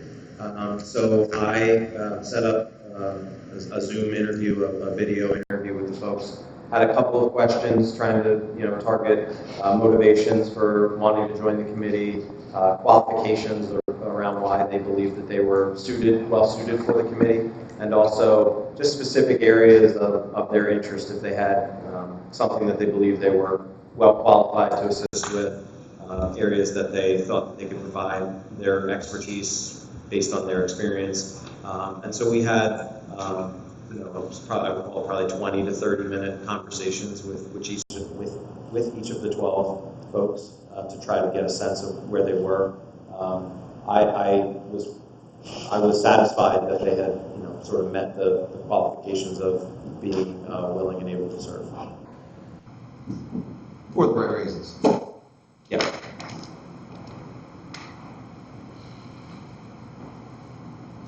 What was the process with you and Dr. Frazier? So you had the interviews, you went through the individual, you reviewed the resumes, went through the interviews, and then what was the discussion between the two of you? So yeah, so we consulted before I conducted the interviews on what the questions would be, whether Dr. Frazier would be involved or whether he would entrust me with conducting that interview. We talked about what this structure would look like, so it was in some ways informing, the questions. That's why I asked about specific areas of expertise, because I do think that the committee will want to dive deep on some certain areas, and so just maybe trying to ferret out some of what that might look like. But we were in communication before the interviews happened. We communicated after they had occurred. Yes, every step of the way. Yeah, we collaborated before each step, got our heads back together after each step, talked about the next steps. So just kind of went along stuff like that the whole way through. Both were comfortable with everybody that was involved in. Yes, yes. I'll just ask so the only thing that I'm unsure about, the core committee is the term leadership, right, of the core committee. So what is, because I don't know what that means. I don't want to say what I don't want, but what I'm not sure I would be comfortable with is like a hierarchy of the 3 or 4 committee members of the core committee directing the other folks and telling them what they should be doing. Does that make sense? So leadership, what does that mean to you too? So our vision around the committee was that it would be self-directed with administrative support, so that we would provide a significant amount of education, a significant amount of data, input to the committee, but that we would not be the leaders. And when I say that, I mean to the details of organizing a meeting, trying to coordinate the schedules. You know, we had hoped that this would be a more self-directed type committee, but knowing that there would need to be some people who served in that role of just handling the logistics and helping to set the guardrails around, you know, what this committee would look like. I was, in my presentation, I was remiss to mention that subsequent to that August presentation, we discussed the possibility of having a code of conduct for every financial advisory committee member that would essentially provide the rules of engagement for how they would interact with the district, how they would interact with each other. Certainly, I'll use the example of if they were able to find millions of dollars of cost savings that and tax bills decreased, that they would only benefit in the way that all the other taxpayers were benefiting, so that there, just that we had a clear structure around that. Rob Cox put together a draft. We have something that we can use that we ask committee members to sign. So it would essentially be that they would kind of manage the work of the committee, make sure that they stayed on track and follow the timeline that we had set forth of observing the process and being able to deliver the recommendations when we need them in the fall of next year. Documenting all their work meeting minutes. Correct. How is it positioned to them about, like, their ultimate deliverable? Like, they may come forth and have, like, all these great ideas, and then we may talk about it, dissect it, whatever, and be like, that's all great, but, like, it's not something that we're gonna action on. So, like, how was their role actually, how did you describe that to them? So they are an advisory committee, which means that they provide information to the board. My thinking was that they would provide a report with their work and their recommendations, but it will always be the board's responsibility to act on approving the budget. They would have no authority to bind the board with recommendations. They would have no taxing authority. It would merely be, we put this information together for you to use, and we can take all the recommendations and we can take them on. So, And with the expectation that their work would end like a year from now? yeah, so I think right about this time, so that we'd have recommendations sometime in the fall to be able to inform the 21-22 budget process. And what kind, you're gonna take notes and whatever, like, how often or in what way will the board know the progress of this committee? Sure. So, I mean, I could certainly set I could do memos to the board on a periodic basis. We could have presentations at finance committee meetings to talk about the progress of the committee and where they are on their timeline. Because I would hate to see them like heading off on something and somebody here is like, I wouldn't have done that. That's You know great. what I mean? So, And that's part of our job too, in guiding them. Like, so, again, to get back to that piece, we do want them to lead the work. And that was the original conception around having that 3 or 4 person core committee, because trying to get 12 people to all lead together is obviously, a recipe for disaster. So you have this smaller group of people that all represent something different, bring something different to the table. And then the front end part of this process is Bill in particular, but Bill and I educating them on school finance. so everyone's certainly gonna don't be want- involved with that? Yeah, everyone would be involved with that, yeah, because, and so there's this education around, hey, you got all these wonderful outside the box ideas, we have to make sure that they're school code compliant, right? So there would be this initial level of education, and then they would, as Bill talks about the work of the manifesting, if it manifests at all for the 21-22 budget, they get to observe this whole budget cycle right now as part of their learning process. But then even on an ongoing basis, Bill will be more involved than I will be, but I will be as well. And if they start going down the road that, hey, we're not quite sure about either legally or from a school code standpoint, then we'll be refereeing that and policing that on an ongoing basis. So I don't think, I know that nothing that will come back to the board is going to be like out of left field somewhere, or just, I just don't, we don't like surprises. absolutely. Let me ask this, So, me personally, I like the idea of, we're just gonna include everybody that applied, I think that's it. What if somebody's a real issue? What if somebody's disruptive, what if somebody's is derailing the direction of the committee, or has a clear objective, right, has a clear agenda? How are you gonna handle that? I think then that becomes my goal to handle that. So again, we'll have some iteration of a code of conduct. So whatever these issues that are presenting themselves presumably correlate to that. So I think that's a conversation that I would probably have one-on-one with that person, try to get back on the right track. Hope that it does get back on the right track, but continue to observe that, monitor that, and if it really becomes a problem, then unfortunately, I would need to ask them to step away. And you have full discretion to do that, so you would just advise the board? Because of the nature of this committee, yes, Board action. I would, certainly request and hope that I would have full board support to make any move like that.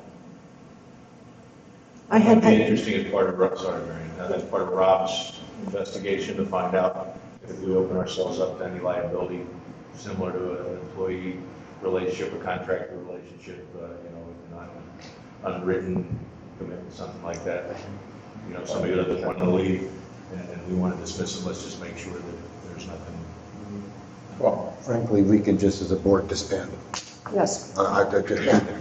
Right, let's, I know Mark's getting that, and let's just make sure whatever, we don't just say, yeah, I can't, let's make sure that we don't put you in a position of doing the right thing, but then creating some unintended consequences. Well, let me so you just finished up sorry, Mary. It's all right. You just finished up the comprehensive plan, right, strategic plan. Yes. And you had several members of the community there. Was it A number. 6 or 8? Oh, yeah, at least. So if you had to remove one of them, wouldn't it kind of be the same thing? It would have been the exact same thing, yeah. And it was the same process for you. You received the resume. We didn't even have this discussion about the members of that committee. Right. You So received the resumes, you made the appointments, and you moved on. I don't think anybody, I wouldn't know anybody, Yeah, so that was true with parents, that was true with community members, business leaders, 6 students that we had as part of that, yeah. How was the commitment, the time commitment communicated? What are they? Poor Mary Ann's trying to get it. Oh, I'm sorry. I interrupted her first. What, Jeopardy? I mean, so anyway, these people know? Yeah, Like- so those that asked, and most did, I expect that the time commitment early on is more significant because of the educational piece and wanting to make sure that people understand exactly what they're looking at when they watch or attend or listen to one of these finance committee meetings. Why are we having a discussion about 18-19 results of operations? Well, that's informing, where we finish with fund balance and what decisions we have to make around the overall health of the district. And then they just see that process evolve. We have the discussions about, this is, the 101 of how real estate taxes work. What are our other sources of revenue? What are the laws we have to follow around, contributions to teachers, collective bargaining? There's so many other things that make schools unique. So after that point, If they've not already quit. if I had already quit, if my teaching falls short, this is advice from John. So then, as we transition into observing the budget process, I think that they need less from us as far as education, but they will need, as they start to form ideas on areas they want to investigate. It's then they come to me and they say, Bill, we're interested in looking more into healthcare costs. Can you get us data on, on the last 10 years of expenses and disaggregated claims? And I may even arrange for them to have a conversation with Gallagher. We could do the same with, the district's capital projects. I could bring in Doug to take them through the book. And here's our needs, here's our plan, when we intend to draw down money, things like that. So we provide that to them. We have the capabilities, thanks to Matt, to be able to do a lot of this virtually, so we can allow them to connect. If they're in the office. They don't need to, get back to Newtown for an hour meeting. They could have something, at their own, sort of their own pace and their own time. And we'll do what we can to support them when they need us there. So I'm sort of thinking that then, once that happens and they get close to the time to make recommendations, then, the process of actually writing a document and putting it together and preparing and getting it to us. So it's probably sort of a reverse bell curve of time for folks. And in response to somebody who might be listening to this thinking, that this committee might be draining the resources of your time and effort and everybody else in pulling these things together, it's no different than any other committee that we formed, like the original capital planning committee, who needed information to, produce their deliverables. So it's in that spirit. Mary Ann. Thank you. That's all right. So just a couple of things. First of all, conceptually, I agree with forming this advisory committee. I think we would be foolish not to tap into resources that may be available in the community. So that part is fine with me. I want the folks who are volunteering and offering their time, talents, skills to feel as though they're contributing something of value, something significant, that their time is being honored. But I also appreciate them going in knowing exactly what their responsibilities are, and the bottom line is with us to decide whether to accept the recommendations or not. I'm very grateful to see, which I had not seen before, that code of conduct letter. That did a lot to reassure me about our expectations for how you're going to relate to each other as a committee, how you're going to relate with the board, with our administration. Because I want this to, of course, be of service to us as a district. I want it to reflect well on Council Rock, and we've had this conversation. And I want those individuals to understand that while they are a volunteer committee, for which I'm very grateful, you're reflecting on Council Rock. Whether it's in a committee meeting, or in the grocery store, or on the football field, what you're doing as a committee reflects on all of us. And so it needs to be taken seriously, and that letter really expresses some considerations that I felt needed to be in place. So I'm grateful to see that. You waited long to hear that spiel. I'm done. I would just like to pigtail. I asked for the same code of conduct. I tried to take some lessons learned from redistricting, where we had shadow Facebook pages, we had leaks. I punched every name into a Google search. I want the code of conduct to have letters of the editor. They are not, so this is not a soapbox for these people, because you'll find letters of the editor in there that are not very nice to Council Rock. So I'll say it. I'll say it. And so I actually think we need to stiffen that up even a little more, because I saw all. Yeah. Circulated it, yes. So Perhaps you can add something about just public communication. You can't stop an individual from saying, right? Maybe we can ask them to leave then, though. So that's. It reflects poorly on the district. Yes. you can have, yeah. They have freedom to speak, but there's no, That's right. So that Robert has the authority, if it's disruptive, because something like that could be disruptive. And they're around, the authority to have the discussion, and then ask that person to leave if needed. That was a great recommendation. Mike had that recommendation when we were talking on the phone, and that's necessary, absolutely necessary. So that everybody signs, acknowledges, and understands. I agree. You can even have, it would probably be good use of our time, I'm sorry, to have Rob as part of that initiation, the initial discussion. Just have Rob Cox come in and say, this is what the board deals with, these are the legal implications of things that, you might do or recommend or whatever the case is.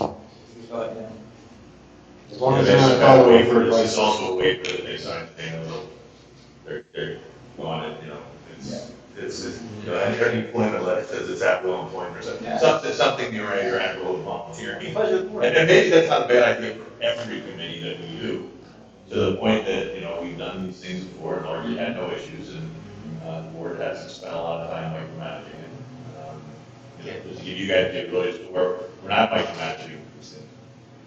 So I'll jump in. I look at this as two different questions. The number one question is kind of the purpose and the structure. Completely agree with the purpose. The structure, when you put up the core committee and then put lots of satellites, I start to get a little nervous about amount of work, lack of focus, prioritization. I do like the idea of a core committee of a smaller number of folks, with the ability to pull in others to help on a specific project that they're working on one at a time. So maybe this core group is saying, hey, these are the things we want to look at. 1, 2, and 3, does the board have appetite? Yeah, great. Okay, now we're going to pull in some other folks to help us. So that moves to number 2, which is the participants. So I got a chance to review all the resumes. A lot of diversity. Some had nothing to do with finance. Some had things to do with elements of finance. And I do value diversity of thought on a committee. But in terms of a core committee, there was a couple things that I was looking for to be able to keep something like this on track and add the kind of value without bogging you guys down. And that was, a significant background having worked either cross-functional or matrix organization. Just to have the perspective and experience in how an entity like Council Rock works. They're all private sector for the most part, so they're all going to get a big, slap in the face when they get into the public world, as we all have. At least that's my story. I see how So, I was also looking for a diverse financial background. So, not just necessarily accounting, not just necessarily investment and retirement planning. More of that large organization, lots of different experience, strong finance, multiple disciplines to be in that core. There were some resumes, I think, that represented that. The majority, in my opinion, did not. So my view is, without without providing specific examples of the resumes, is that we hone down, but this is again my opinion, to a group of people with that kind of experience who will have confidence in run a project on this kind of scale, who would then, once they've identified some opportunities, prioritize and got signed off on the board, can then go out and tap a larger group of people with relevant experience to deliver the best outcome we can get. So for me, that means, hey, there's some diverse experience in the group that is, that is already applied. And if we decide that, hey, we're going to go after healthcare, we see a lot of experience in there necessarily relevant to healthcare. Maybe we want to go out and get some more. Maybe we want to say we're working on this specific project. Maybe these people in the core committee know some folks out there. Maybe you guys do. So for me, it's about finding a small group, but not necessarily saying, hey, we got 12 applicants, so you're all going to serve. It's, this core group is going to lead this. Some of these others may be called in, depending on relevant expertise. And I think we should look more, depending on what the project is, to get relevant experience to that. So, I'm not personally committed to I'm not obligated, I don't feel obligated personally to take every one of those folks who volunteer, frankly, or to use them. I appreciate that they stepped up. And maybe there's other ways that they can volunteer, but just looking at the resumes, my personal opinion, I think there's a core group there we can start with, but I don't feel the need to be completely inclusive. I don't know how we get to what that is, because I recognize my view of the resumes might not be the same as other folks. So I'll leave it there. So I would suggest that we not decide who is the core committee just yet, because considering that inverted bell curve and what's going on, I think when we start bringing people together to get educated on all this, the leaders may become apparent. I don't know that you can tell from the resume and just, there's some kind of bias in the selection of what you're doing to choose these people and saying, these are your leaders.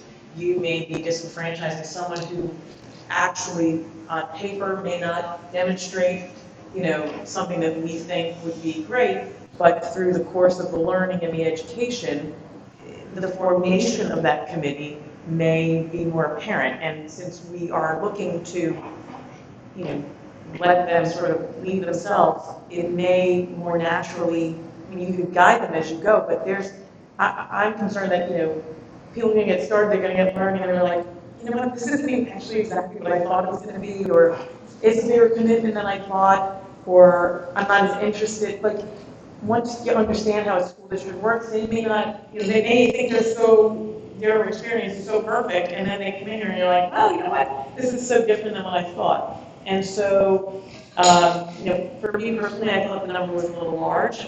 But, you know, I looked at the resumes and it's so different than what I do professionally. It was all, you know, so many different things. So I didn't know, but because the first few months is just fact finding, maybe you have to see how they jive. Maybe you're going to see certain people come together that are naturally help guide this and work well together.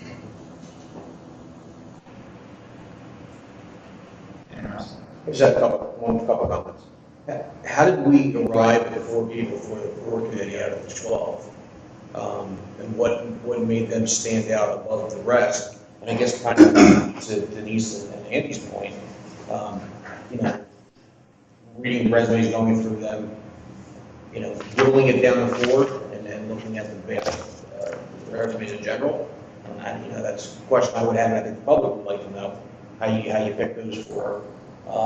And then, you know, as they get into this, much like all the committees that we run, it's hours, it's time, and you know, we're not going to put them on a time schedule, but do people that own businesses and have high-level jobs have the time to put into this committee, and what was the level of expectations that was relayed to them during the process? So similar to that, you know, we talked again about that inverted bell curve, and we didn't talk about, you know, how many hours a week or how many hours a month, because it's just, you know, didn't know what that would look like. With regard to how an initial 4 were selected, you know, I made the initial selections based on what I had learned from my review of the resumes, what I thought would reflect a diversity of opinion, diversity of thought. Trying to hit in some, you know, in some different areas of experience, age, gender, all those things. Just try to get that, you know, a nice, well-rounded group. Robert and I talked about it, you know, and thought initially I was thinking 3. We said, you know, maybe that 4th person, you know, it was a third of the applicants. It just, you know, there was some sense around that, and it allowed us to kind of bring in, you know, a different, you know, just to help balance some of those perspectives. So, yeah, that's, you know, each person, when I reviewed the resumes, I was writing, you know, sort of the why I thought they'd be good, and then, you know, so I have those notes on why they would make sense. I think those 4 individuals just sort of entered the situation and the analysis from a different angle and complementary angles. So as Bill and I sat down after the interviews and looked at all of the resumes, and he had already, you know, formed his recommendation and wanted to bounce it off me and talk about it together. That's what we were into for, and it made perfect sense to me. So I absolutely got behind Bill's recommendation on that.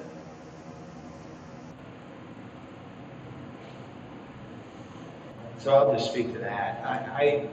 You know, I think everybody knows my feelings here.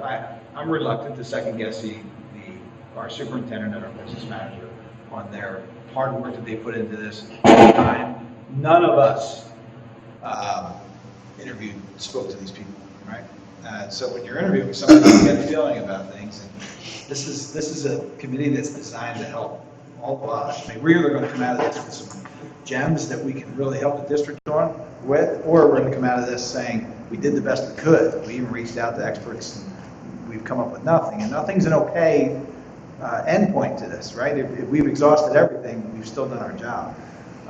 So I'm reluctant to second guess you. I would say you know, going down Denise's path there, I wouldn't object to having them choose their own leadership. I think that's reasonable because we can have some pretty fast attrition too. I mean, we could go from 11 to 6 in a short period of time, or less, because none of us sitting here knew how much time this was gonna take, you know?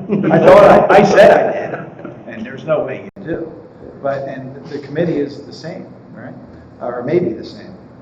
So, my first reaction, of course, would be, let's support these two, let's just go, let's get it going. We're running up against a time crunch now. Bill and I were talking about maybe delaying this discussion tonight, because that's gonna make things difficult. But my fallback, my D would be, let's go through, train everybody the same, just like we did with redistricting. We chose, let them choose their own leadership, didn't we? Or was that master capital plan? It was capital plan. It was a capital plan. Yeah, I know, I don't speak for Bill certainly, but Denise, when you spoke and with the why behind it, I know I can be behind that process. That makes sense. It makes sense, yeah, I mean, especially as they become more educated in school finance. You know, I think I would tend to agree that some of those natural leaders are gonna pop out, and some other folks might, you know, choose to. Yeah, some people might say, I don't want to do it. It's all fair. I'm good with helping, but I don't want to drive. Right. Since you and I were the only ones who had the conversation about time, I don't know for the edification of the rest of the world.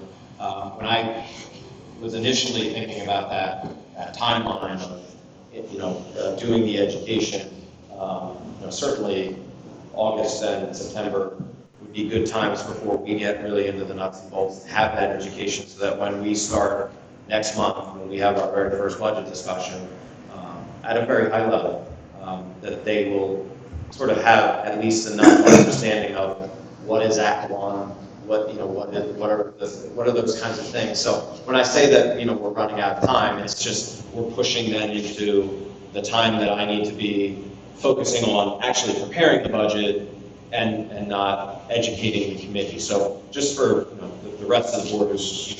So to that point, I think what could be unique, I appreciate you want to jam them into a budget here to impact this particular budget. I kind of look at this as a little bit more holistic, and that they will find that it's going to take them time to find the things that they want to impact and make recommendations. So for me, getting up to speed and having the time, self-selecting, having the time to do that work, you're already into the budget process. We're probably in January. But by that time, so I don't feel the need to rush. We're doing fine now. I want to do this right. There's no way that, my personal opinion, you should be talking to anybody about anything new in the next month and a half or 2 months until we get the transportation piece sorted out. So I personally wouldn't be trying to jam them into the new budget year. I'd be saying, hey, let's take a deep breath. Let's figure out what gives you the best time to get them up to speed correctly, and then they'll just evolve. I mean, especially if we're looking for them to point to some of the opportunities. I think that you guys think about how for self-selection here. We've got some work to do on things. We've got to get through transportation. I think we maybe, based on what you've heard, with some people I've spoken to, when you guys come back and say, hey, listen, this is how we would do it based on the feedback that we've heard, and this is when we think the best time to start is. Because again, I don't think realistically you can put this group together and have them make the meaningful contribution that you think you want on next year's budget, as opposed to doing some really good things over time. I disagree with that.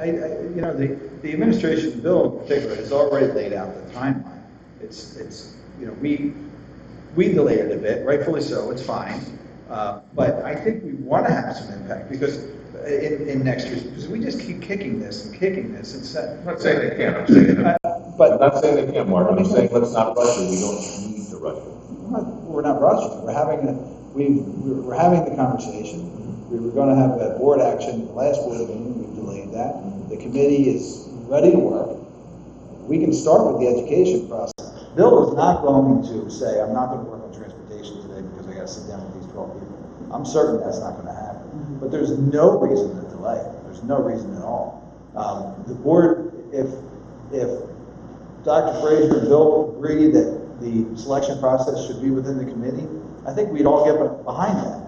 I think if they said, this is the core group we want, that's a different conversation, you know, maybe we've got to all coalesce around it, but I think we can start the education process to Bill's comfort. I don't think there's any reason to delay it at all.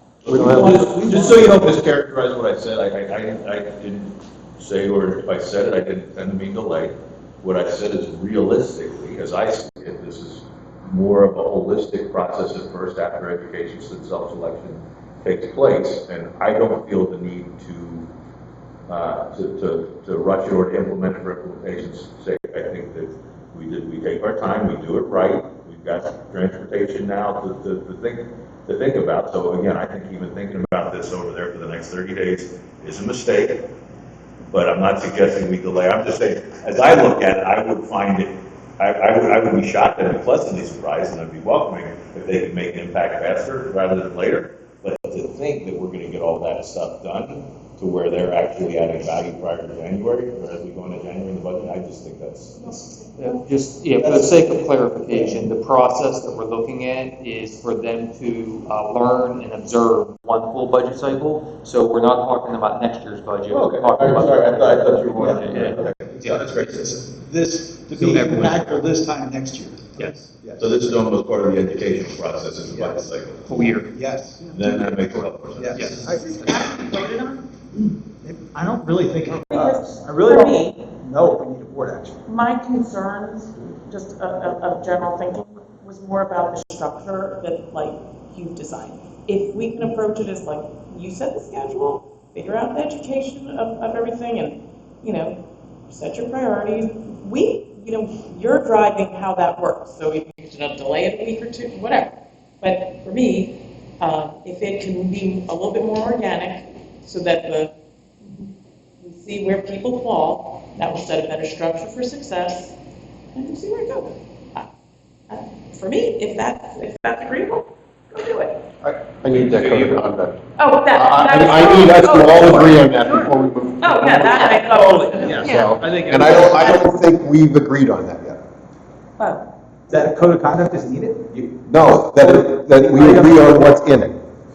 So, You asked about whether board action is required. There's no legal requirement to include it.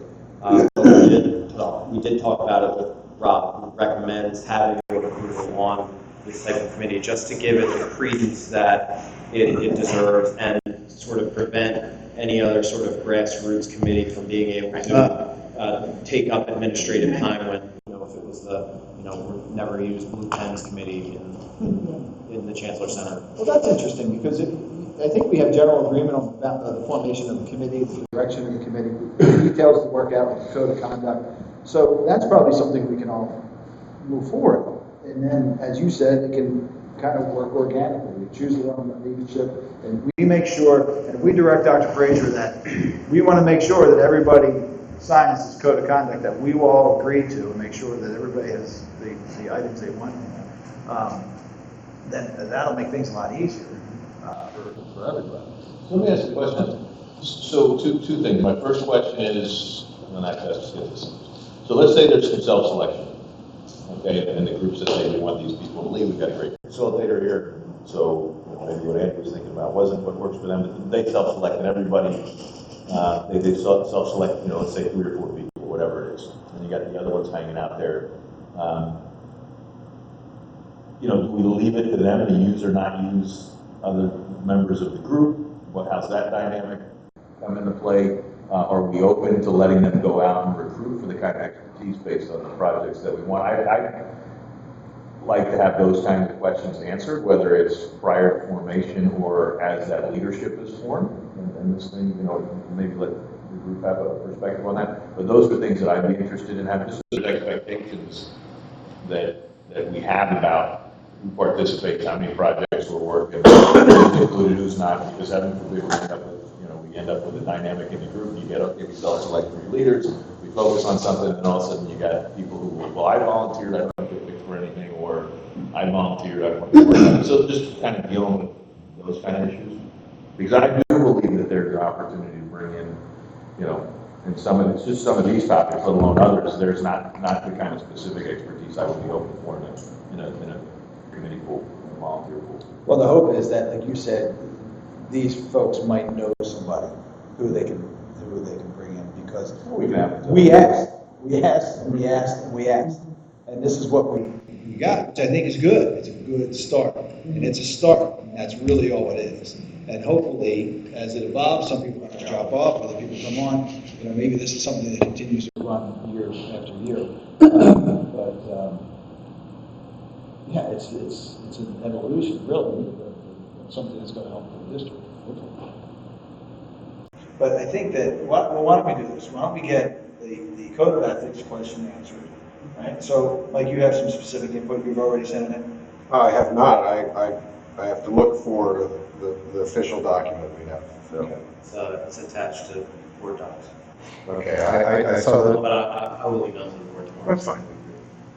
So we'll make sure that gets covered. Everybody will see that, read it. If you have anything that you want to go in there, send it to Bill, Robert, and Rob. We'll get that worked on and make sure that's done. This is not scheduled to be on the next board meeting, but on October board meeting, right? It's not scheduled to be on any board meeting at this point. Well, certainly not September. No, that was not my. So I have just a quick question before we kind of go to the next steps. Like would love to see a summary of what we've actually agreed to, but so I don't want to put you guys on the spot if I want to. I mean, we haven't heard a ton from. It's hard to get a word in. I'm just curious if there's anything else. Yeah, I started to a couple of times say that I thought Mary Ann put it well about the expectations about conduct. I mean, I think, first of all, we have to express our appreciation to people for stepping up and doing this, and I agree with Mike. It needs to be articulated very clearly what the limitations are in terms of them speaking publicly about this process. I mean, if you're going to speak publicly, you can't be part of the committee. That's not the purpose of the committee, and it's not to be secretive, but it's to be working with these. Is that what we want, or John, just looking at other faces around the table, is that what we want, that there's no public, or is it just? I didn't say no. I didn't say no. That's a code of conduct. Yeah. Okay. Well, I think, yeah, that's fine, just to clarify. There are representatives in the district committee in there. Yeah, I agree, and you had to act as such. Yeah. Can't yell fire in a crowded schools. Is it okay to talk? No. So I agree with Mr. Tate and many of the other comments from everyone here, really. I just had really two thoughts. One is just through, everyone has had the experience where, you're at work or you're in a certain situation, and if you have too big of a committee, sometimes it's hard to get things done. And so I know sometimes even, professionally, you start with a smaller group and then you make it larger once you're kind of defining what you're doing. And that doesn't have to be for this committee. I'm just saying, from an observational standpoint, I just have seen that. So I like the idea of like having everyone come in and it being organic, but I'm just hoping that that doesn't somehow create a problem with them figuring out, what they're doing. So I think if we can figure out, to Andy's point, like kind of how we're going to work with them on that, then that makes me feel more comfortable. And then the second part of it is, I know, like when I was part of the Parent Advisory Council, you were part of, Mr. Salmon was part of the redistricting committee. A certain part of these kind of volunteer organizations is just people having time to come and to participate.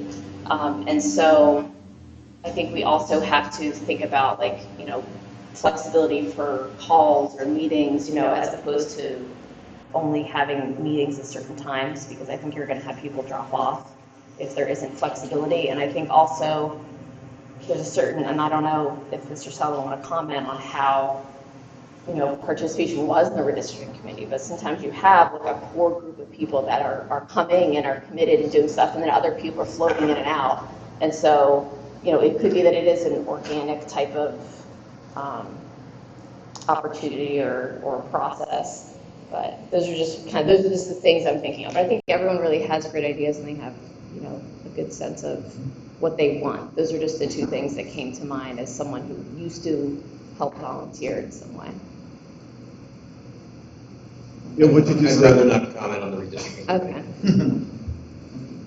Okay. Sorry, I didn't say.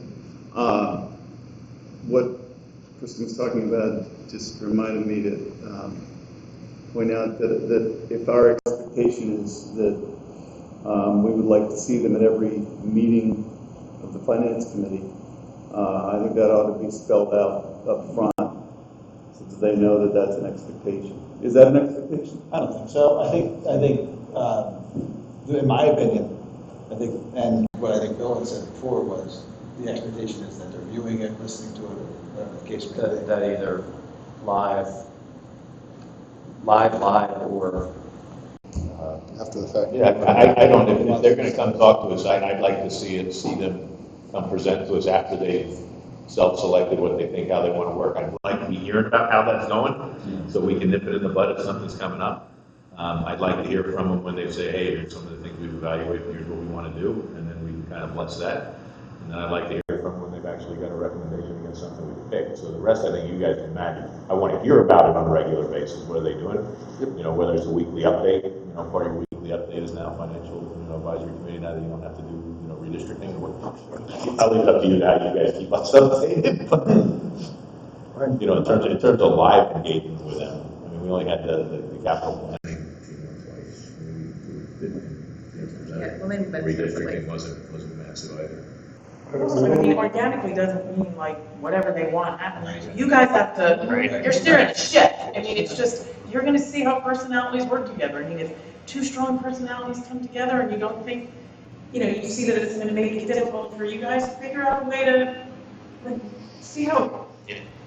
To reaffirm what Andy said, we had these capital planning committees, they all submitted reports, and we threw them all out. We didn't. I don't agree with that. Well, we didn't implement it. I completely don't agree with that. So I'd like They were to. raising the point, those were used as inputs. Right. And we always said this on the board made our decisions. Right. It was a combination of multiples. But, it's politics is what it is. If we choose not to use something, public's gonna, we open ourselves up to, Blake gave you this, you formed this whole committee and you didn't listen to them. So we're gonna, that's just reality. Well, that's why I would like to hear from, I'd like updates, so. Yeah, I don't know if we need her to be. No, I don't either, but. I don't think there would be something too. Yeah, so I think when there's something of importance that you view, because this is our committee, driven by Robert and Bill, when there's something that's important, let us know. If we have questions, I trust the judgment of something, if there's a big issue, let us know. If you want a minimum quarterly, I think that's okay. As needed. Yeah. So I think what Bill would probably like to shoot for is having this on October. Yeah, I can summarize my disorganized, non-chronological notes. Self-selection of the core committee being something that we would do. But this is for recommendations for the 21-22 budget, which would begin in the fall of 2020 and be approved by the board in May of 21.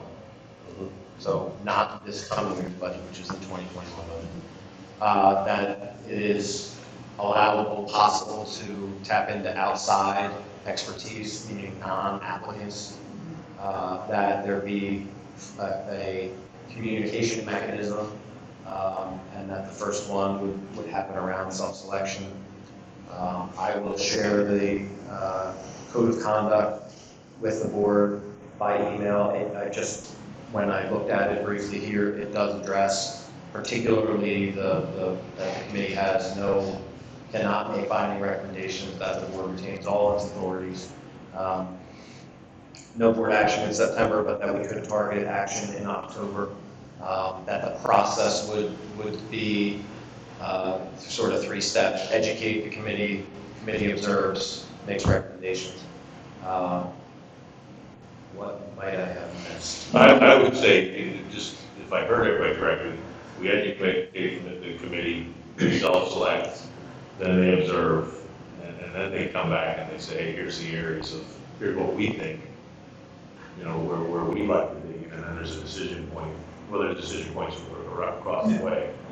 Yeah, that's a quantum leap from observing to making recommendations, and there's gonna be a lot of. Well, no, when I study and analysis. say recommendations, they're not specific recommendations, and here's the areas of focus. Oh, okay. And then we need to Oh, say, yeah. okay, these are not good, then we can say, hey, listen, okay, of the 7 things that you brought in priority order, here's the 2 that we like, that we think that you're gonna go work on, you guys focus in on those areas, and then you set up the timeline to come back to us to deliver something that we can use to impact the budget schedule.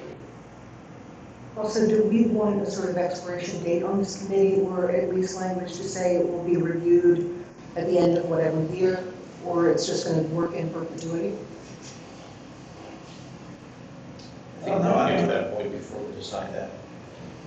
Yeah, it works. I mean, Mark and I talk about, this is something that could help our budget, right? So I'd like to see maybe a long-term situation, if we can figure it out.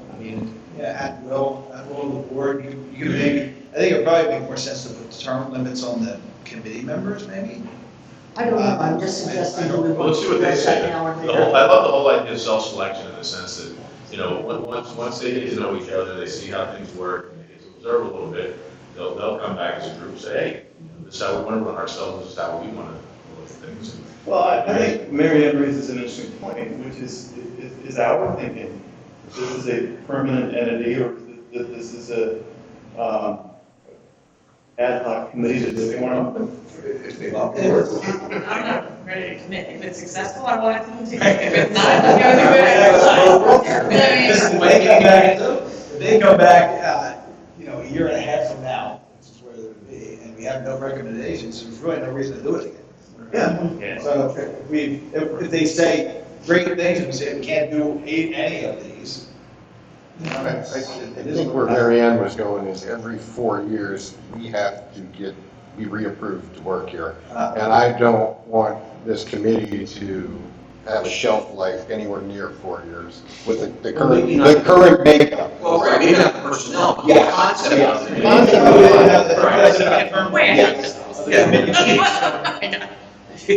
Well, yeah, you're 68, you're up to 60. Yeah, right. That's wishful thinking that they want to stay with us. Yeah, that's really- Like, that's just-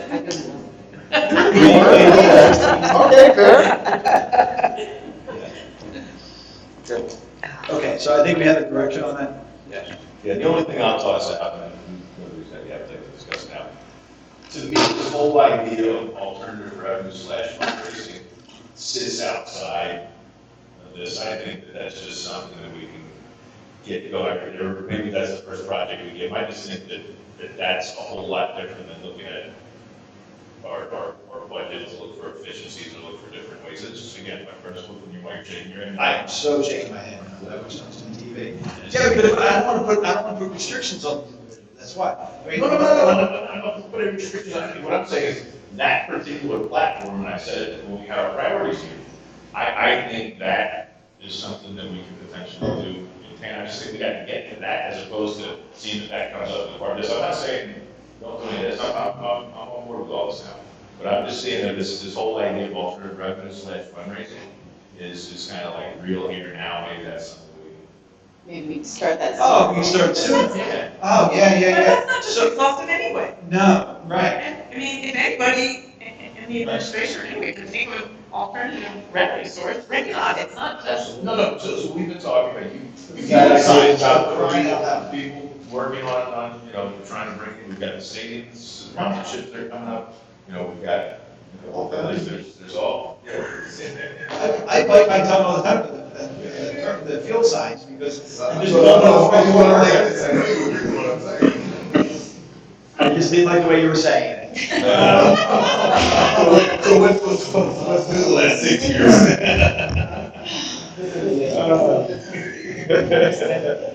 Okay. Do you have any clear direction? I do. My last question is, I feel compelled to provide the committee members an update.